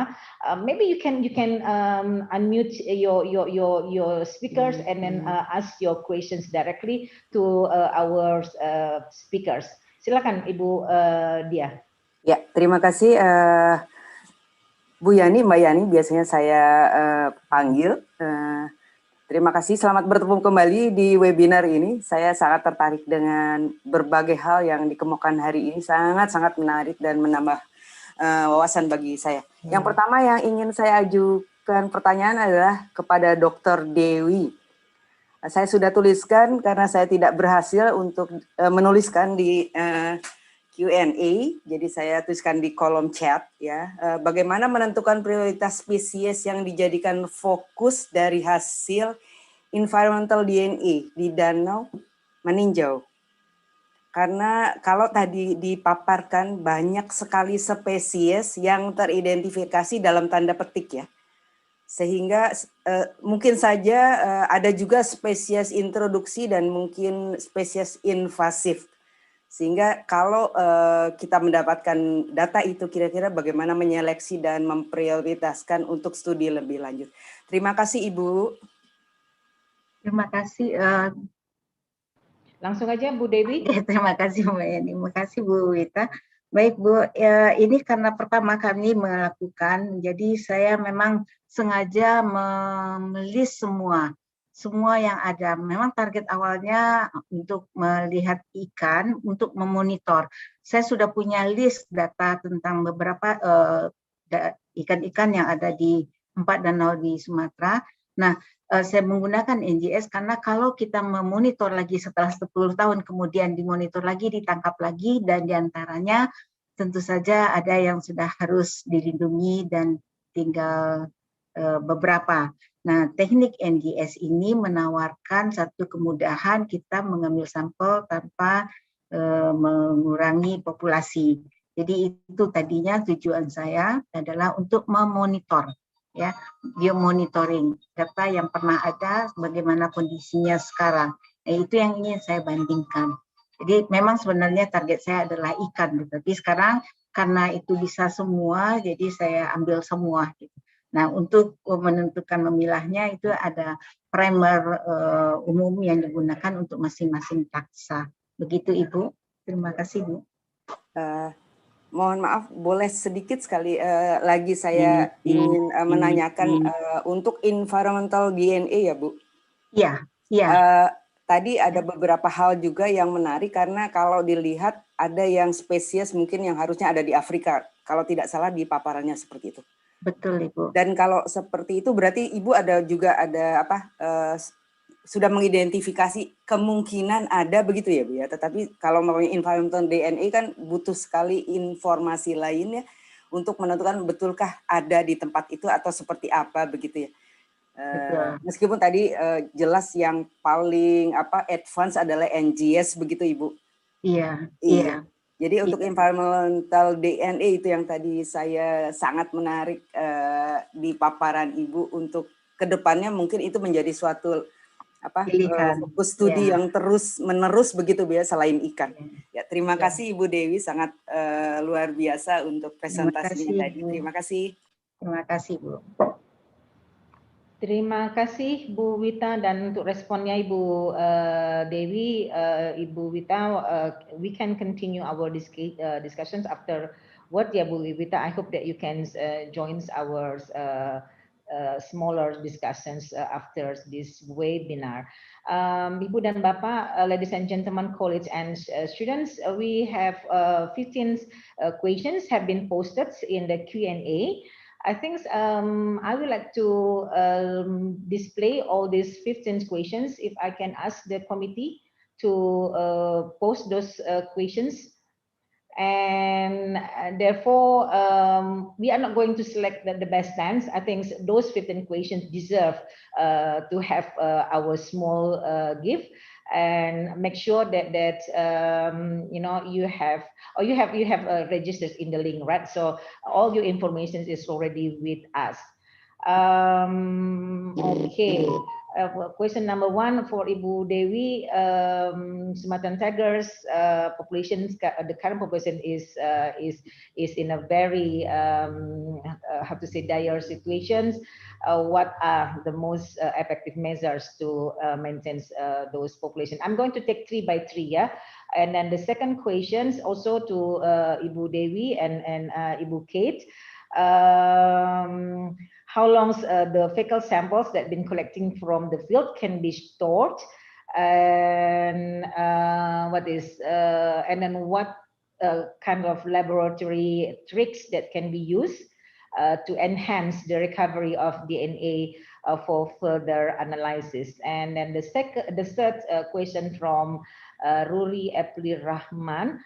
I think these questions, apply to the 3 presenters. How to optimize the use of limited samples of tigers in the wild? I believe it has been very difficult to get a sample. So how can we optimize those limited samples to get the good data? So, Ibu-Ibu, ladies, if you may, maybe can take turn from Ibu Dewi, Kate, and then Uma to respond to these first 3 sets of questions, please.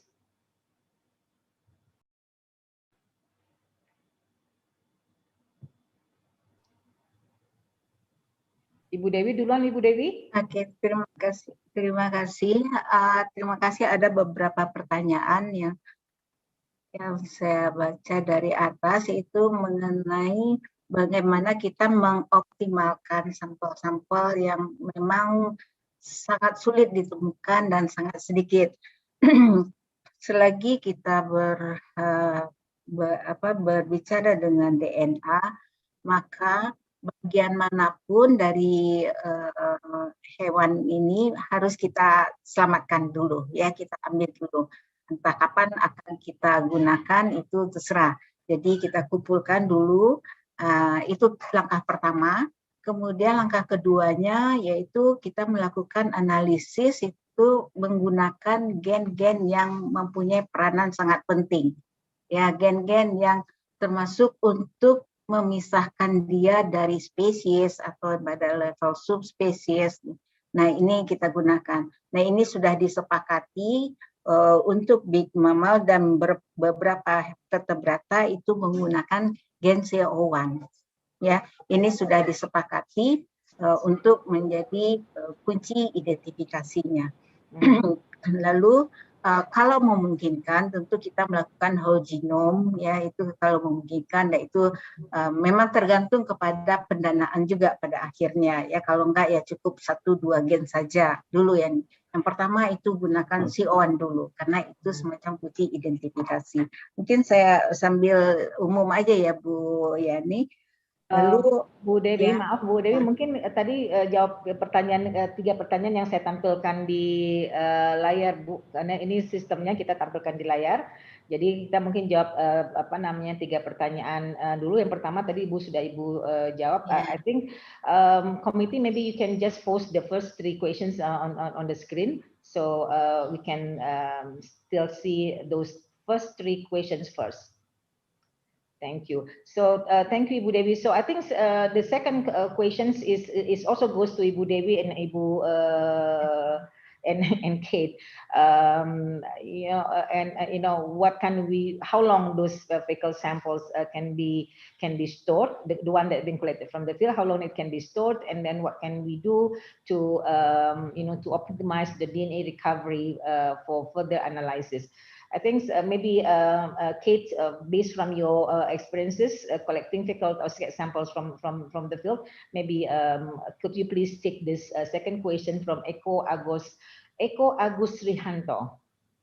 Sure, thank you. It's a critical question, and Uma's also touched on, in countries where they're collecting samples such as India, it's often a much drier climate, so the criticality of time to collect the samples is different. So working in very dense tropical dipterocarp forests such as Malaysia or Indonesia, it's very, very humid. It rains most of the time, and that's one of the biggest problems that we face, is that a lot of the samples degrade very, very quickly.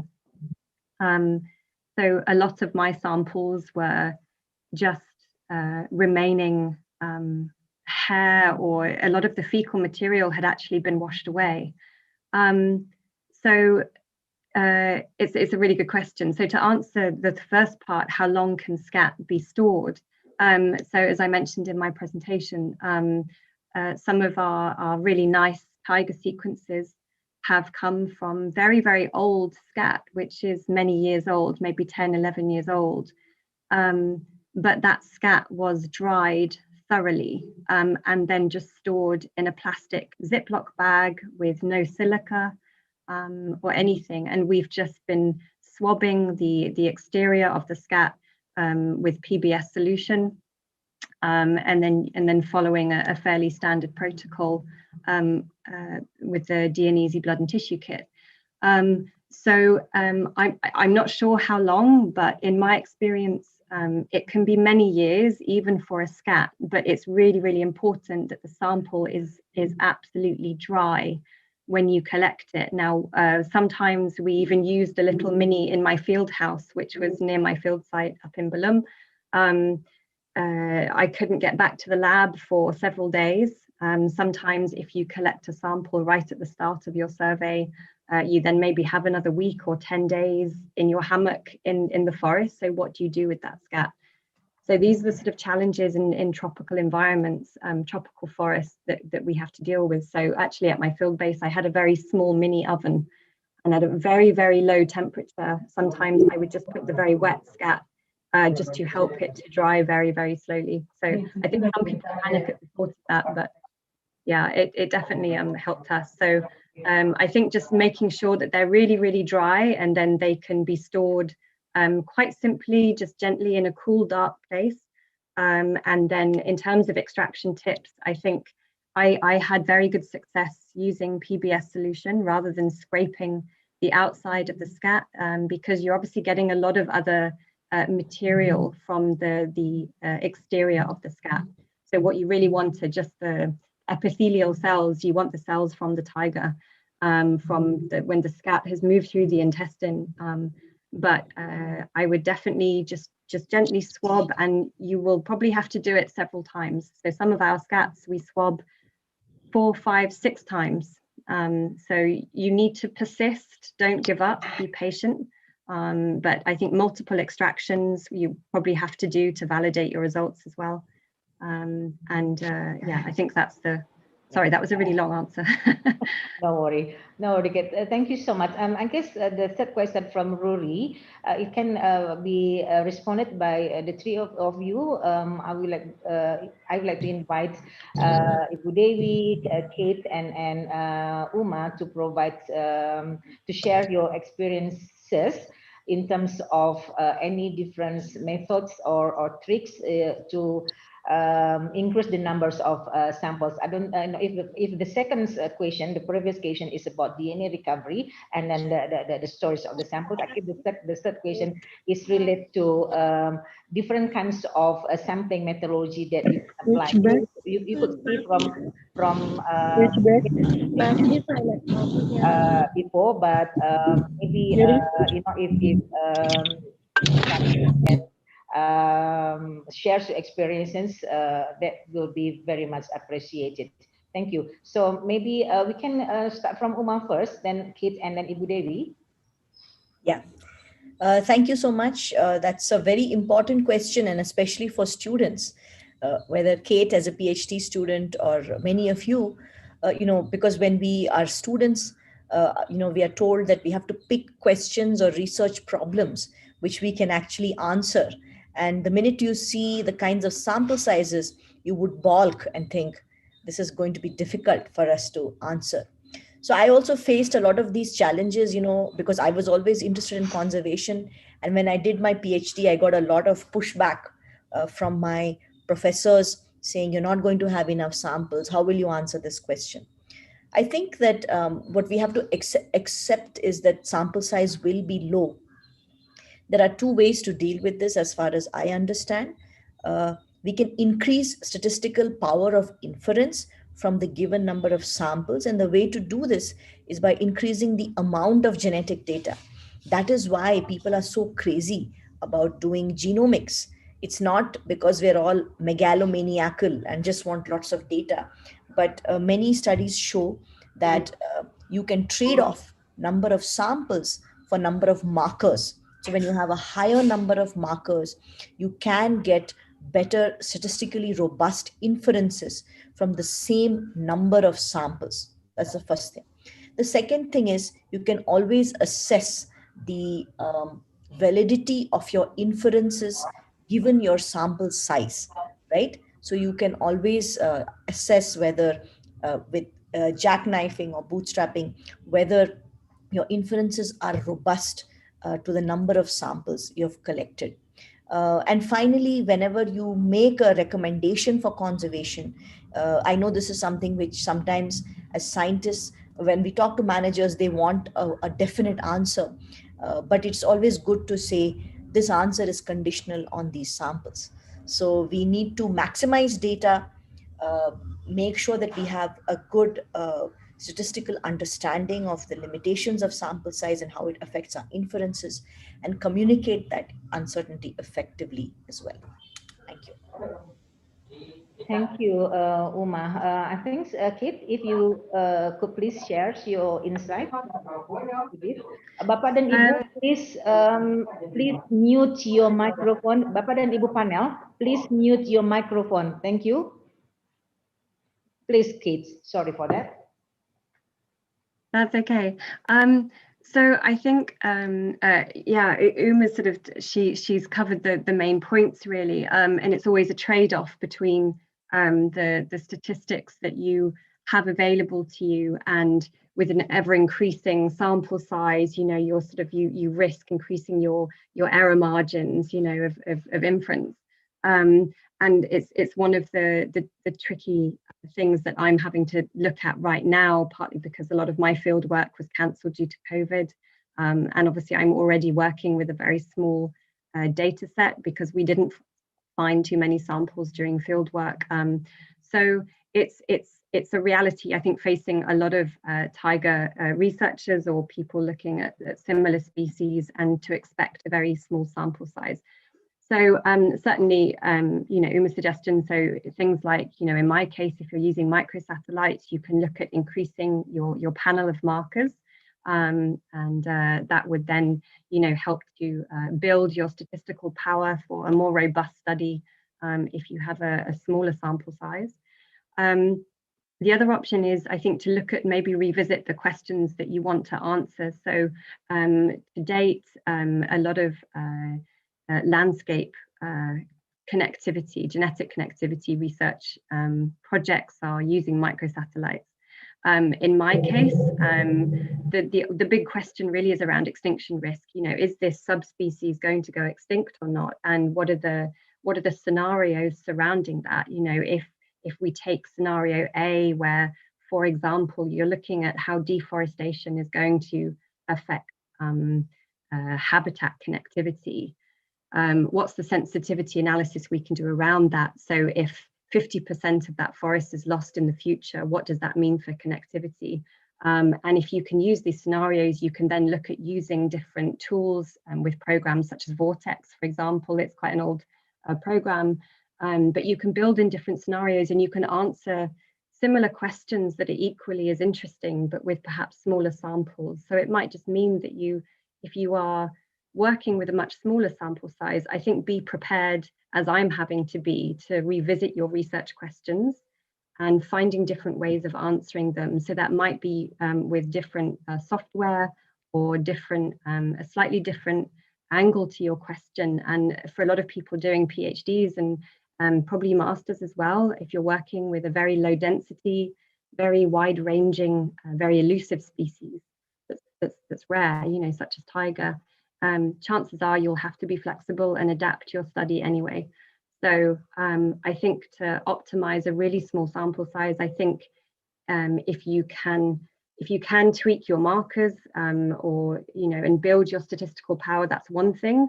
Or I think you can also revisit your research questions and look at, okay, well, this is the data we've got, so let's make best use of the data that's available to us. And that might mean really squeezing it for information, but it might mean also don't be afraid to revisit your questions and try and answer them from a different perspective, using different software or things like that. And I'd revisit papers for that, revisit literature and look at what other people have done, because you might still answer some really useful questions.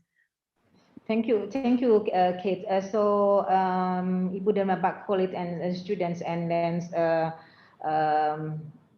the students or who asked that question. I think we have heard many very interesting tricks and then suggestions, advices to compensate the small numbers of samples, by applying or using many more markers and then using a different statistical models, and then for us who's going to use or present that information for conservation management. I think we need to underline in our recommendations the limitations of the data, the size of data that we've been using in our research. Ibu Dewi, other than adding more markers and then looking into different populations or statistical models, do you think there are other tricks or options that that students can use in order for them to compensate the small sample size they have? Ibu Dewi? Okay, thank you, Bu Yani. This is a key point. Prof. Uma and Kate talked that small samples need more markers and also deep analysis with several statistics. That is the key. Okay, Bu Yani. Okay, thank you, Bu Dewi. Ibu dan Bapak, ladies and gentlemen, colleagues and students, we almost get to the ends of our webinars, but I would like to use this opportunity and then to ask our wonderful speakers to respond to the next 3 questions that we are going to show in the screen.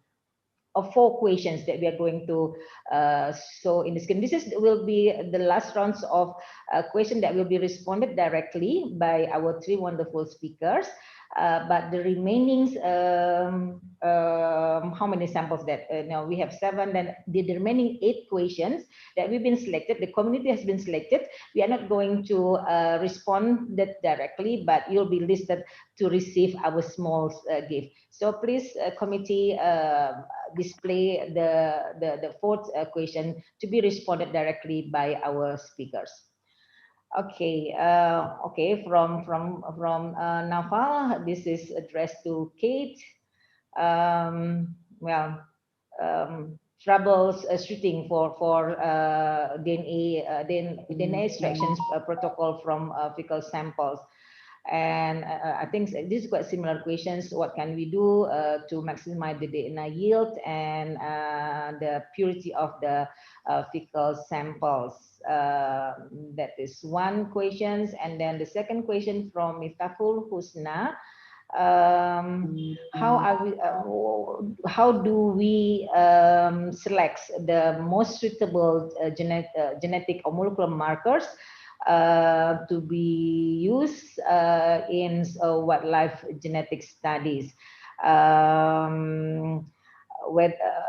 Whether there's a relationship between the numbers, the genetic markers that we are using with the amounts of the sample. I guess this is the second sample, the second question, sorry, has been responded very extensively from the first, from previous questions. But I guess the questions, the selections of the markers, I think this is something maybe still useful for the student to learn from the 3 speakers. From Asrifur Rahman, this is addressed to Professor Ramakrishnan Uma. What is the best method to do genetic population analysis of Sumatran tigers? Are microsatellite the best markers, or do we need to use whole genome sequencing to do that? Again, Uma, would love to hear your insight for this, although you have explained it earlier, but revisit, repeat that explanation. I think will be useful for our students. And then from Farhan Bengkulu, okay, okay, this is quite interesting. I mean, I also will very much to hear the response from our three excellent speakers here. Is it possible to revive extinct species through genetic manipulation? This is like the what is the movie? Jurassic Park. Jurassic Park. My colleague here was not aware of Jurassic Park. No, this is like a Jurassic Park movie. I think I mean I'll take these questions for our, well, for my own amusement, but I think this is a quite interesting question and quite relevant given the level of extinctions we are facing today. So yes, we have 4 questions. And then we can please, Ibu Dewi, Ibu Kate, and Ibu Uma, if you could please take turns to respond for those 4 questions. Thank you so much. I don't want to have my view. Okay, so for the question around am I having trouble extracting tiger DNA from fecal samples? Yes, absolutely. I think everyone that works with fecal samples, it's really hard. Extracting DNA from fecal samples is very, very difficult. Like I said before, you're working with very degraded samples that have been subjected to high levels of humidity or bacteria or sunlight. So you're already working up against it compared to other samples such as blood or tissue. So I think for anyone that's finding difficulty, you are certainly not alone. I think it's even more difficult in tropical systems, to be honest, because the humidity and the monsoon seasons are a lot more frequent. There's a lot more rain. So in terms of methods to maximize DNA yields and good quality DNA from tiger fecal samples, so I've already touched on a few things. I think I definitely advocate using PBS and just simple swabs, cotton swabs, rather than scraping the outside of the scat, because remember, in fecal material there's a lot of other DNA in there. There's a lot of other mess in there that we don't really want to have in our final extraction. So you want to be sure that you're trying to get as many of the target species cells from the surface of the scat. But I think it's worth pointing out at this stage that I found during my studies that genetics is a strange field, because what works for one person really well maybe inexplicably doesn't work for another person very well. So it's people have very varied results based on their experiences with the equipment that they're using in the lab that they're in, and it can vary a lot. So for me personally, I found that really helped. I like using carrier RNA. I think that's really helpful for successful extractions. I'm not entirely convinced. A lot of scientists add BSA, the bovine serum. I have mixed results as to whether that actually makes a big difference or not. So to be honest, I would try running a series of tests in the lab, run some extractions by changing just one variable at a time and controlling for all the others. So perhaps run some repeat extractions, adding carrier RNA, see if it makes a difference in either your, when you're running out your gels, your agarose gels, or even further in your sequence data. There are some simple tips. So during final elution, for example, I would warm the elution buffer, and I would separate your elution into different steps. So maybe wait for 10 minutes before you elute the second half of the DNA, but make sure it's warmed. I know that people working with museum samples find that a very useful tip. And there is also the possibility of cleaning your DNA. So I worked with, I think it was Zymo. Zymo did a product that was DNA cleanup, and I found that did make a little bit of difference as well. So it's another way of just removing any final inhibitors from your extracted DNA template. So those are just a few ideas off the top of my head, but I think I'd encourage any students just to, if you have the chance, just play around in the lab a bit and find what works for you, because it's different depending on the person and the environment and the equipment they have. So don't be afraid to get in the lab and faff around and play around a bit and see what works for you. Okay, thank you, Kate. I think I would like to invite Ibu Devi to respond to a question from Miftahul Husna. Ibu Devi, how are we going? How do we select the best, the most appropriate, I guess, suitable molecular markers to study wildlife, and then whether or not the numbers of markers that we are using are determined by the numbers of the size of the samples that we got. Ibu Devi, please.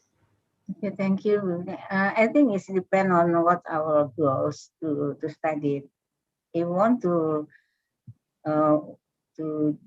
identification, so we can use CO1 that we agree for. Or if we want to study the relationships, we use another gene, like a cytochrome B gene, or for population, we can use a microsatellite. So it depends what our goals. Thank you, Ibu Devi. And then for the next questions is, I think it's addressed to Professor Ramakrishnan. What is the best method to the genetic population analysis of Sumatran tigers? Are microsatellites the best markers, or do we need to use whole genome sequencing? This is from Asrifur Rahman.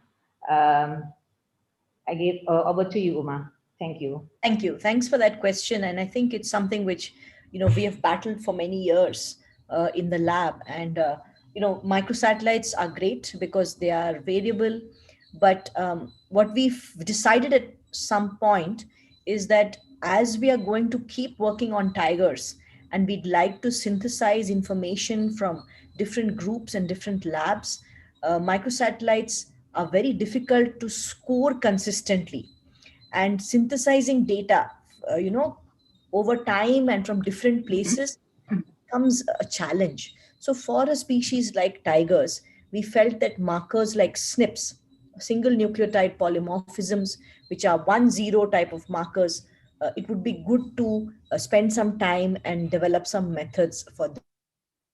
We don't do whole genomes from scat. In fact, I didn't show you these results, but when we do a whole genome from scat, about 0.5% of it is tiger, the rest of it is other stuff, as Kate was also mentioning.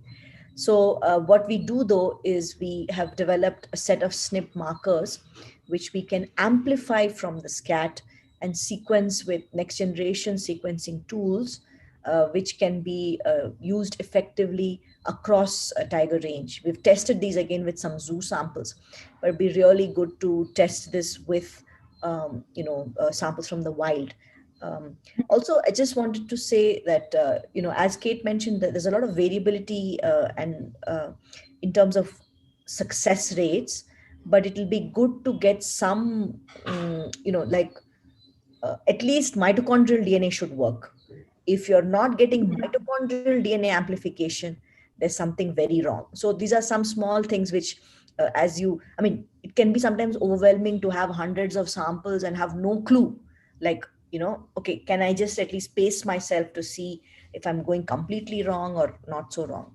That said, I think it'll be great to also have whole genomes from individuals which are caught from the wild, where it's possible to get a little bit of blood, and historical skins, which might be in the London Museum, in the British Museum of Natural History, or in other places.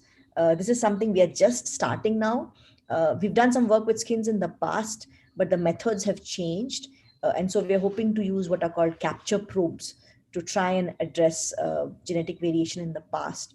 But I think we'll have to use a combination of approaches to address some of these questions. Like, for example, I presented work on assessing inbreeding.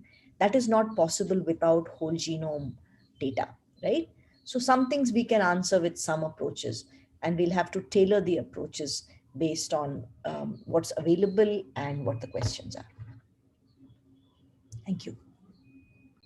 Thank you, Uma. And I think for the last questions, I would like to invite the three speakers to provide their insight or their comments to these quite interesting and unique questions.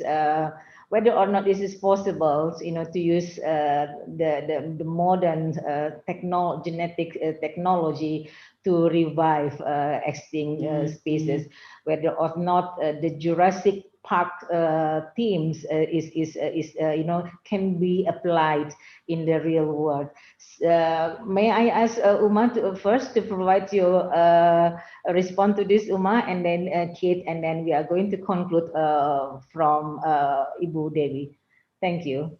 Thanks for this opportunity to talk about this. It's a very hot button issue, and there's a lot of views on either side.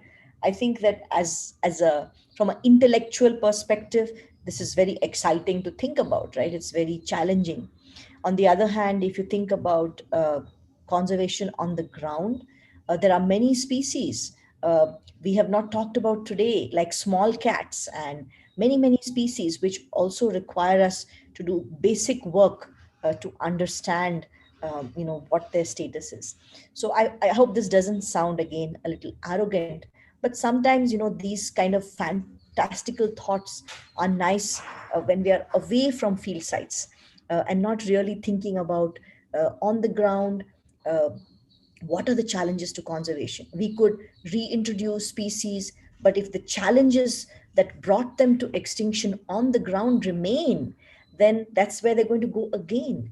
So we have to address what is it that is pushing species to extinction on the ground first, ecologically, maybe from a socioeconomic perspective. And then, genetics is cool technology, but it's only, I think we need to take it after there has been an opportunity to really address conservation challenges faced by species on the ground. That said, I think that de-extinction is a big movement. There's a woman called Beth Shapiro who's written a book about this. There are now companies, Revive and Restore. There was recently first cloned endangered species, the Przewalski's horse. So this technology is here to stay. We just need to start with understanding basics of population structure, genetic variation before we think about cloning species. That's my view. Thank you. Thank you, Uma. I think this is a very important taking home message. What you have said that you know is more important, more and then also wiser to you know to address the reasons, the factors that make them when extinct at the first place, rather than you know exploring or investing huge resources you know for those species who've been gone you know from this earth. That is I think a very strong message that I really share your view on this. Kate, may I invite you to also share your thought for these provocating questions, I believe. Sure. Absolutely. It's a really interesting question, and ethically, I'm still not entirely sure where I sit with it personally. But I think really just to echo exactly what Uma said, I think that as conservationists, as a species, we have the conscience and the tools at our disposal to make a change. We can make a change if we want to.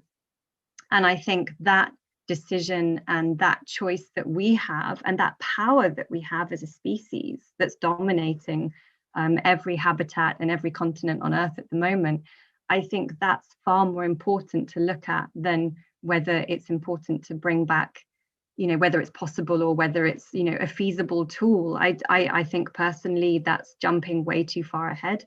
I don't think we should resort to that personally.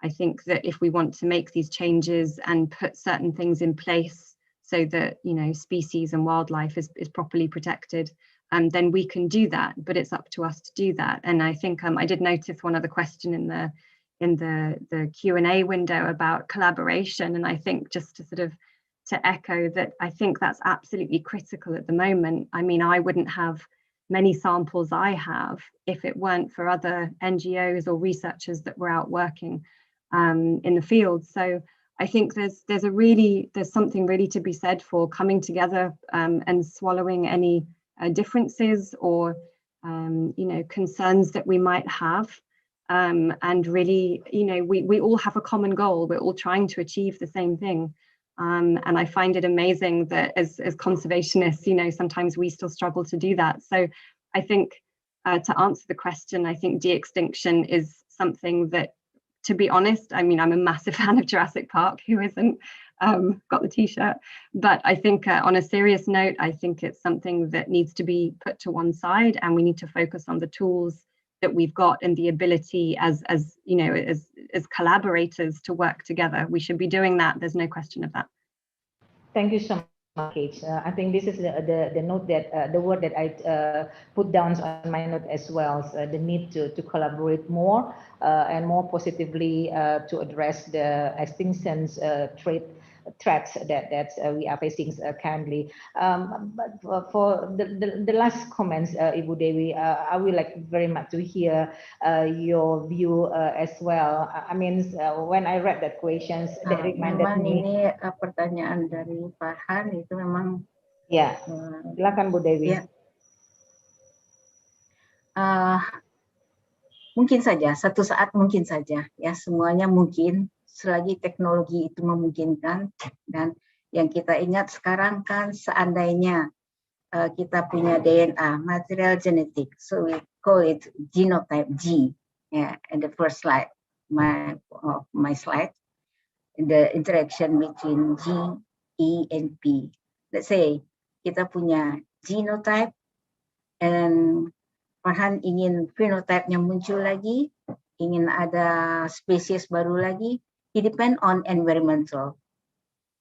as long as environmental can menjamin bisa itu terjadi, mungkin saja.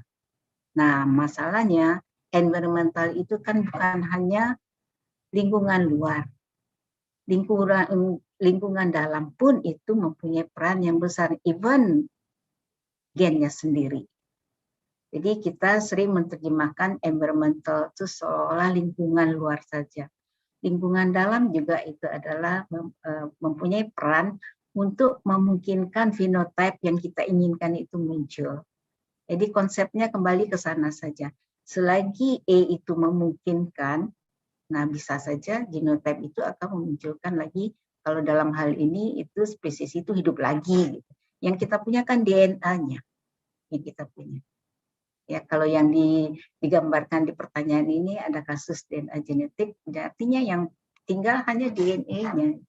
Nah, DNA inilah yang ingin diekspresikan kembali. Bagaimana DNA tadi terekspresi tergantung kepada faktor E-nya. Satu saat mungkin saja. Demikian. Terima kasih Bu Dewi. I think we all agree that the technology. Pak Faisal? Ya, masih di saya Bu Dewi. So thank you Bu Dewi. I think we all agree that the technology is exciting and fascinating, but for us there are still remains questions, whether it's ethical, social, but the most important things, whether we have done enough to stop the extinctions at the first place before we explore and invest more our resources to this. Bapak dan Ibu college friends and students, we are almost get to the end of our webinar. Before I conclude these webinars, I would like to show the remaining questions that been selected by our committee to receive the small gift from us. If the committee could please share this. Okay. So we have Abdul Karim, Eko, Ruri, Faris, Mitahul, Resti, Dia, Ibu Dia. You could the gift from us as well, Bu Wita, Asfirur Rahman, Farhan, Putra Santoso, Aulia, Muhammad Umar, Ibu Eli as well, dear friend, Aulia Fajri Ramadhani, and then Muhammad Umar. Ibu dan Bapak, ladies and gentlemen, friends, students. It's been a really wonderful, talk. Thank you so much for our three wonderful speakers who has taken us through a wonderful, beautiful journey of genetics. We have heard from the experience of Ibu Dewi, how she started her work from fish. All the way to try to resolve tiger conflicts using genetic. We have heard from Kate, her rich field experiences in Malaysia, where she also shared with us very many different useful tips. To collect and to preserve samples and then to do the field work in a tropical forest like our country. And then we also heard from Professor Ramakrishnan's her wonderful experiences using genetic in many different contexts. I'm not going to make a summary or synthesis of these speakers, but I think I would like to underline three different things that is important for us to take home. First, collaboration is a must. We need to collaborate more. We need to collaborate stronger and then positively. In order to collaborate, I think we need to keep push aside our individual's ego, also our institutional ego. We are facing the same challenge, and then in order to address this challenge, we have to collaborate and then co-work. Working together. And then the second thing that I think I also would like to underline here is understanding the questions of our research. As much as genetic is a very powerful tool, those tools I think can only be useful unless we understand very well the kind of questions that we are asked, and then through using that these tools. And then the third one, I think this is I took it for me personally. I think we also need to improve the way we communicate the powers of genetics to decisions makers, the governments, and then the management's authority. So the information that we present can be understood well, and then can be translated into a stronger and a more effective conservation measures. With that, I would like again to invite all of you to give a big round of applause to our three wonderful speakers for this webinars, Ibu Dewi Rusma, Kate Albery, Professor Umar Ramakrishnan, for their wonderful and excellent presentation. Thank you so much for for your great enthusiasm and then great support, and then your willingness to share your knowledge and your experience to with all of us here in Indonesia. We hope that this pandemic will be over anytime soon. I don't know yet, but I'm really looking forward for the day that we can meet individually to continue our journey to explore these wonderful tools and world of wildlife genetics. So from me, thank you so much. Mohon maaf jika ada hal-hal yang kurang berkenan dalam penyampaian atau memoderasi diskusi kita pada hari ini. With this, I conclude this webinars with a big thanks for all of you. Thank you. Thank you. Bye, Thank everyone. you so much. Bye. Thank you, Uma. Thank you, Ibu Dewi. Bye. Dah kan?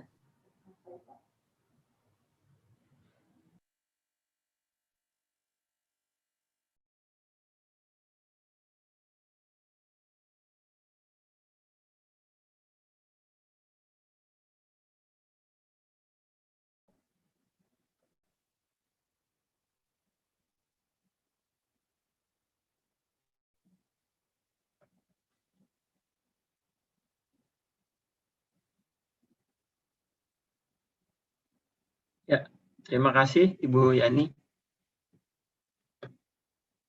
Thank you for moderating the perfect talk there. And thank you, Bu Dewi, Uma, Kate. I don't know if Kate and Uma still joining this webinar. Baik, Ibu Yani benar ya. You were right, Bu. Talking about women empowerment. I'm sorry. Apologies for being such a disappointment or a bust in this webinar, for being the male MC for this webinar. Okay. Very interesting topic from all of our speakers, especially Kate with Calvin Klein and Malayan tigers. I'm not quite sure what is it with Calvin Klein and the Malayan tigers. Probably the smell, advertisement maybe, or price. I don't know. Oke. Dan terutama ke Ibu Dewi juga. Ibu sangat terutama untuk Universitas Andalas ya Bu ya, sangat penting memang untuk punya lab genetik dan juga genetisists yang handal ya di Sumatera jika kita berbicara tentang kesintasan populasi harimau Sumatera. Karena posisi karena cuma ada harimau Sumatera cuma ada di Pulau Sumatera, jadi otomatis resources yang ada di Sumatera ini sangat penting saya pikir untuk kesintasan harimau Sumatera ke depannya. Baik, Bapak Ibu semuanya, sebelum acara ini ditutup, izinkan saya untuk mengingatkan bahwa link feedback itu juga ada di link daftar hadir ya. Silakan Bapak Ibu semua, saudara-saudari, untuk scroll ke atas. Kalau misalnya tadi belum sempat melihat, silakan diisi link absen.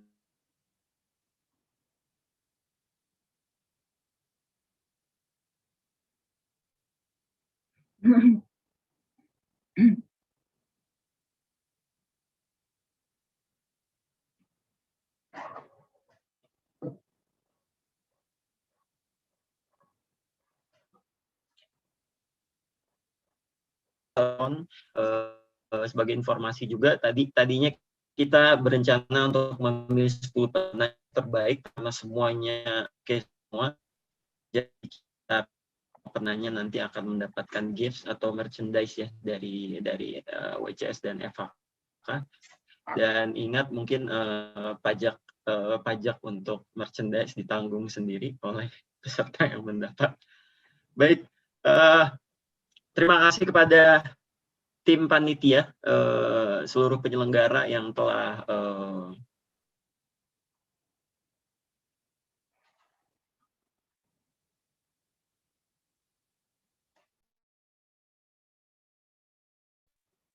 ya maaf tadi terputus sedikit. Baik, terima kasih kepada seluruh panitia, tim panitia yang telah menyelenggarakan acara ini. Harapan dari kami adalah ilmu yang didapatkan dari webinar hari ini dapat dimanfaatkan ke depannya dalam upaya konservasi.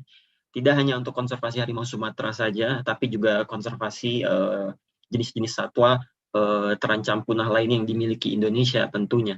Saya selaku pemandu acara dan mewakili teman-teman penyelenggara, mohon maaf kepada Bapak Ibu semua, saudara-saudari, apabila pada penyelenggaraan acara hari ini terdapat kekurangan.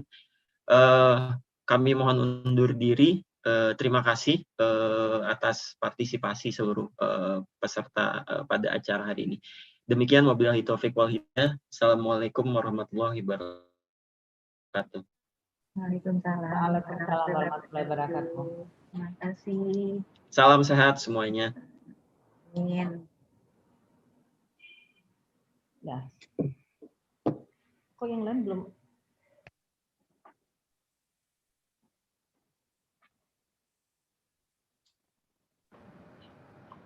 Gue aja deh. Mana? Ya, terima kasih Mas Faisal, Bapak Ibu yang saya hormati. Saat ini webinarnya sudah selesai, jadi kita akan ambil break selama 5 menit sama kami mempersiapkan transisi ke diskusi. Jadi jangan kemana-mana, tetap di ruangan panelis ya. Terima kasih.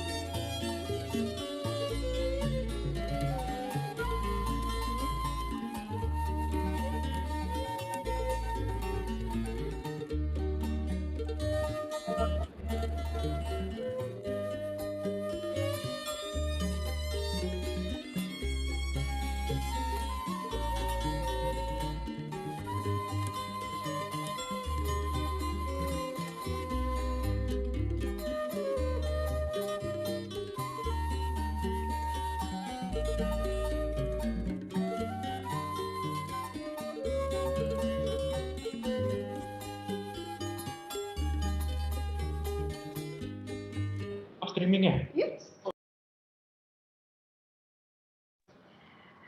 Ya, Bapak dan Ibu, kita sudah mengakhiri webinarnya. Saat ini panitia akan melock ruangan panelis. Jadi kami akan berikan waktu 2 menit lagi untuk bersiap-siap. Terima kasih. Panitia, ini kalau semua video dinyalakan memungkinkan tidak ya? Bisa. Memungkinkan Ibu, bisa. Untuk 20 peserta ya. Ini Bisa. karena kalau diskusi tidak melihat wajah Ibu dan Bapak, ini para teman-teman ini mungkin kurang seru sepertinya. Ya, jadi silakan dinyalakan karena sini sudah di-lock untuk 23 panitia. Jadi semuanya bisa ditampilkan di layar. Oke. Terima kasih. Sama-sama Ibu. Kita bisa mulai sekarang kali ya. Bapak dan Ibu, Bu Weli, Bu Dewi. Siapa nih?